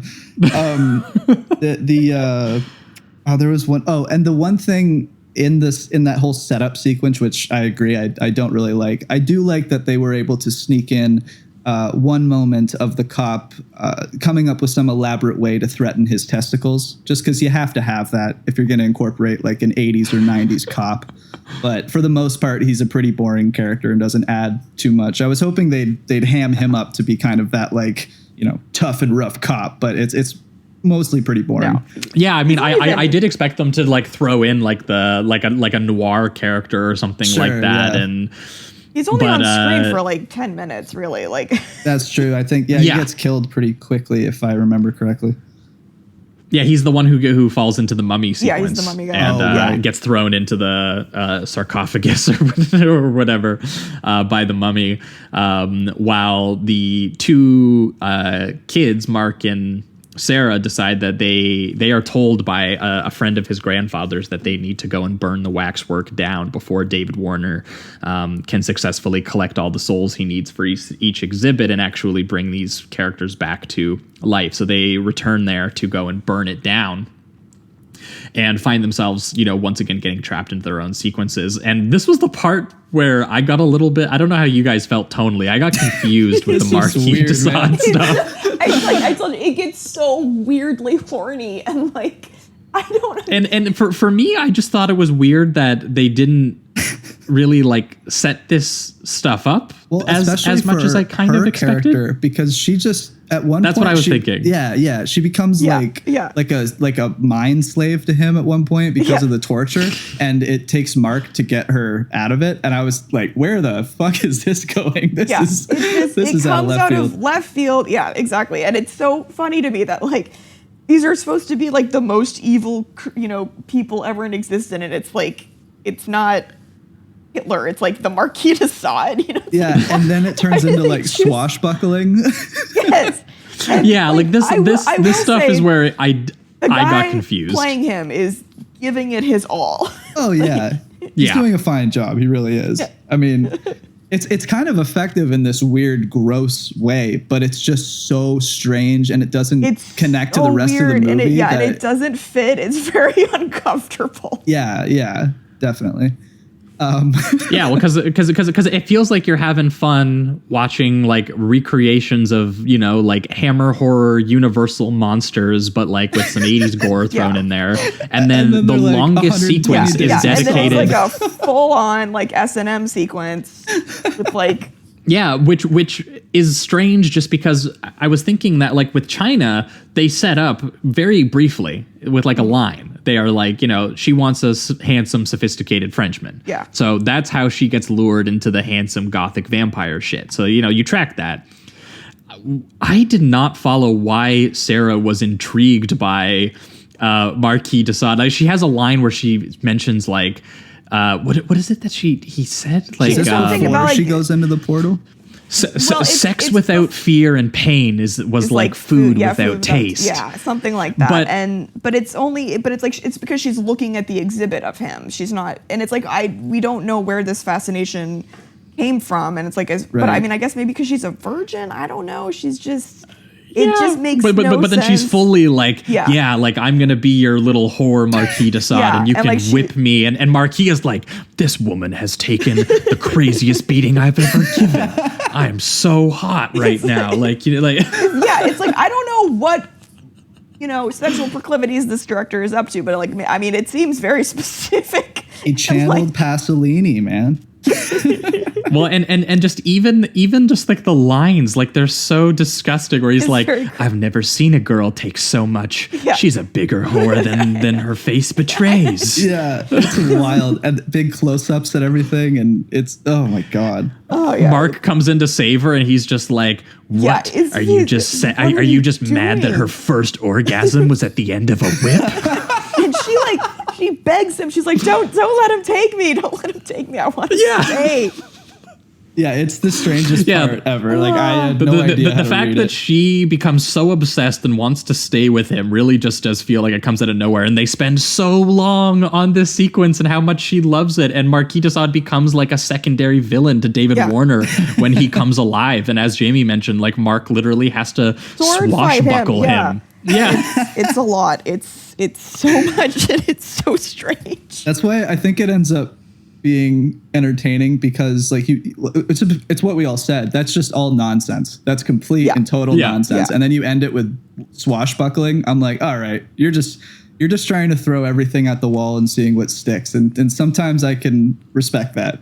It doesn't work entirely. But it's just not. so it's just very funny how much time is spent on that versus the other fantasy sequences. Like Mark is in Night of the Living Dead for like 15 seconds. And they do the full black and white close-up gore and everything, and they recreate the Dutch angle. Like it's very stylized. Well, and everyone else's feels like it doesn't affect them other than they're just in this new exhibit. Whereas hers gets kind of like personal, as if she's going through this sexual revolution inside herself or something. It's so it's so strange and it's so disconnected from everything else, but it is wild. Yeah.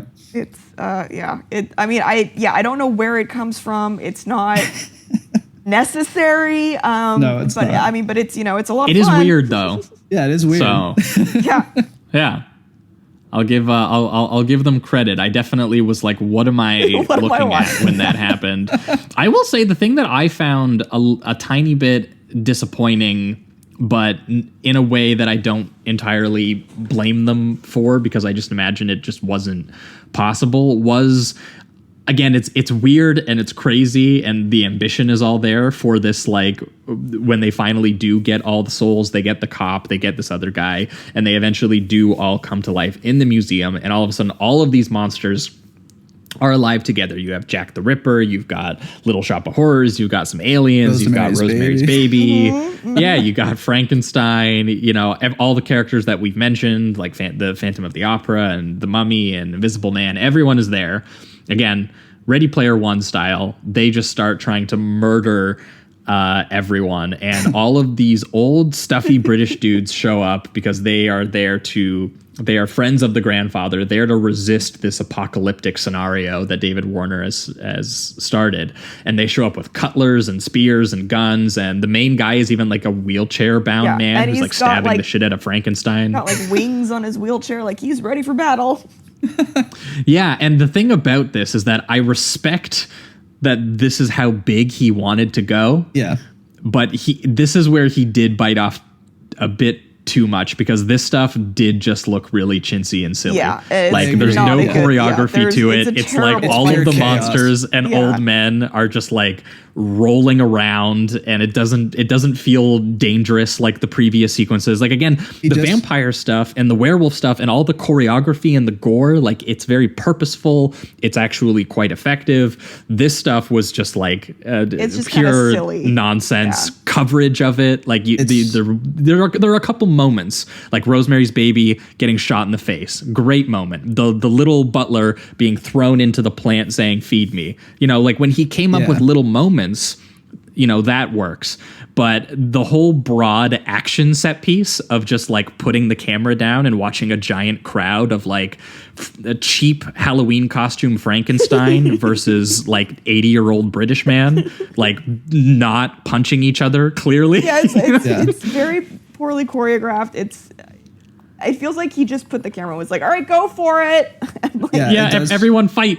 It feels like the moments he set up are to try to break up the kind of just chaos that he made the rest of the scenes. Yeah. Because it feels like that. It feels as if unless it's a specific idea he had, he just kind of said action and people rolled around and just kind of roughed each other up a little bit so it looks like they're fighting. Do you know what it reminded me of? I watched the behind the scenes for those Hobbit movies, and there's that part in the second unit footage where they show Andy Serkis as a second unit director there directing action scenes for them, and they go up to him and he's literally like, I don't know what I'm filming today, but I'm shooting coverage of the dwarves and the orcs slapping each other around. And you can see them all on a green screen, him just saying action, and like all of the dudes just like hitting each other, knowing that they were going to be like plugged in digitally as like background fights. So like there's no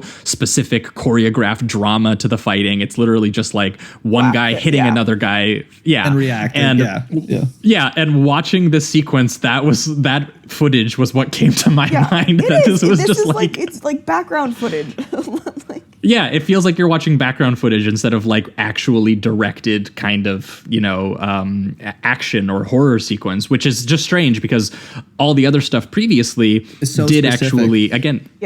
Yeah, it's the strongest stuff. It felt conceived. It felt like he was referencing and doing new versions of these kinds of films. And again, they have beats to them. We talked about the vampires being shoved through wine bottles. We talked about the werewolf ripping a dude in half. Like, it's stuff that's very memorable. And the stuff was just washed. It was very monotonous. It just really washed over me. And it kind of sucked because, again, I don't know if it's entirely his fault. Like, again, he just maybe bit off more than what he could afford to shoot on this kind of budget. But at that point, a better filmmaker, I think, would have conceived a different kind of finale. I recently watched Wes Craven's movie Shocker. And that film has a finale where two characters literally are at a certain point fighting inside of a television while someone is like channel surfing. And that was the version of this that I wondered if he could have done, where like they were going from exhibit to exhibit and characters were like changing exhibits and like, like they had already had all those sets. I was like, why isn't he just like, it would be cheaper to be like, what if the plant from Little Shop of Horrors was in the Mummy thing and someone was fighting him there and you came up with sequences? And, I think a more experienced filmmaker could have came up with more dramatic things to do in that. Absolutely. But I mean, we other than the sword fight, which is not very long, you really don't get a very sort of good climax here. No, not really. Although you do get David Warner them asking David Warner straight up, like, why do you want to do the apocalypse? And he's just like, somebody's got to do it. And I was like, great motivation. That doesn't follow. That's so funny. I was bored. Oh man, I did like him just like going into this vat of weird sludge wax. Or whatever. Oh, wax, I guess. Yeah. Yeah, it was wax. Yeah. It's but it doesn't. It's still not that exciting because they even do that whole he comes back one last time and it doesn't really turn into anything. He's not much of a threat. No, it does not add anything at all. Yeah. So the climax is a little silly given there's a couple moments that still keeps it alive, but it is disappointing compared to all the segments of like the horror sections because those are actually pretty well done. You do want that final battle to have a little bit more impact. Yeah, a little more. I did like British wheelchair dude getting in on the final climax there. And just getting the most like cruel death possible where he's like catches on fire and has his head twisted off by a werewolf at the same time. Got him. They and then they watch the waxwork burn down like they're in the end of Suspiria or something like that. And then the credit music is "It's My Party, I'll Cry If I Want To." It's so funny. It's just like playing. I did like the little hand gag that they brought back from the zombies. Oh, yes. I thought that was okay. But yeah, once again, it's okay. But yeah, the cry, the It's My Party drop was very funny. Upbeat 60s pop, going on. Like the music choices in this, so strange. Very but again, strange. they contribute to the kind of bizarre tone. It's just all over the place. It's just, I mean, it's not boring though, and that's No, that's for sure. Yeah, I'll say that. That's why I ended up enjoying myself still. because it as all over the I place as still it is, enjoyed it's still a good time because he's just trying to throw so many ridiculous ideas at the wall and seeing what sticks, and that can be fun. I think this actually had a bigger budget than Ginger Snaps. No way. I mean, did it actually? Maybe not, but it has. That would be. Oh my god! It actually had a pretty similar budget. 3.5 Actually, if million. you account for inflation, it probably did have the same budget. okay. So like similar, but I just think it's so interesting to see like what you can do on a low budget and like how much better of a movie Ginger Snaps is. Like even though this is like a fun movie that I love and I love forcing people to watch it. It like just the work and like the effects that went into Ginger and just the writing is just so much better. Yeah. Definitely. Well, and you can just tell like this is what separates, like what it is that a writer and a director does in a film. Like, they actually conceive character. They actually have motivated camera movement that gets you into their headspaces. They actually, they also figure out what their limitations are ahead of time and plan for them and make the sequences as effective as possible. Run out of money at the end. It also takes, I think, a good director to realize when he has to hire somebody to write certain parts of his story. You that was a big thing.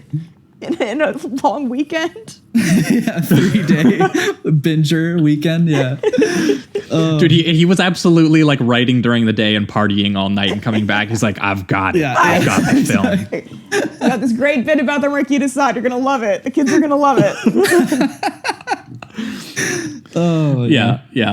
But pivoting towards reductive rating round, I think on Waxwork here, this one still gets the the kind of like a solid 3, I'd say, from me. Because I do think that it is messy and some of it is pretty flatly shot, but I found its clumsiness kind of charming after a while.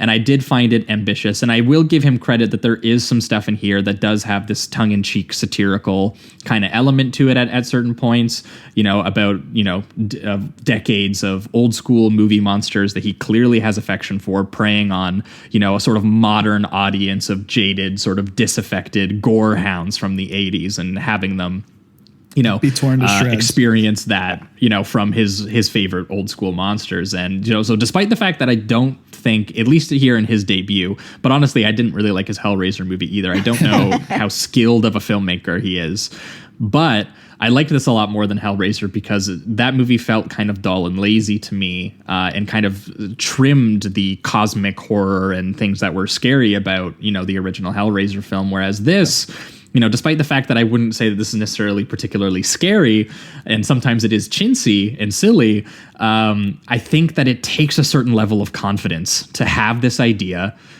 and to see it, through to its logical conclusion, and to just straight up have playful, full-on aesthetic recreations of, Hammer horror werewolf movies and Gothic vampire castles and Romero cemeteries and, all kinds of stuff. And then update it with, honestly, some really impressive creature work and practical effects.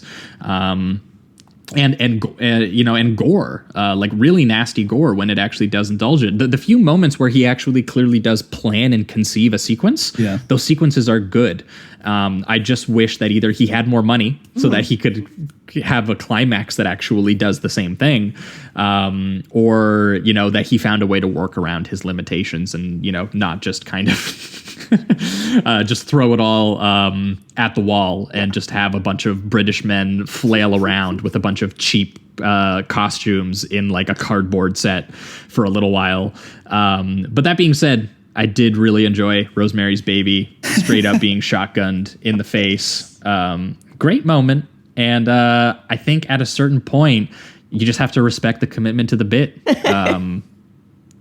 He reaches beyond his budget, but, I don't know how much he wanted this to be more than just goofy echoes of the movies that he clearly loved as a kid. That is British exploitation director father clearly had him watching.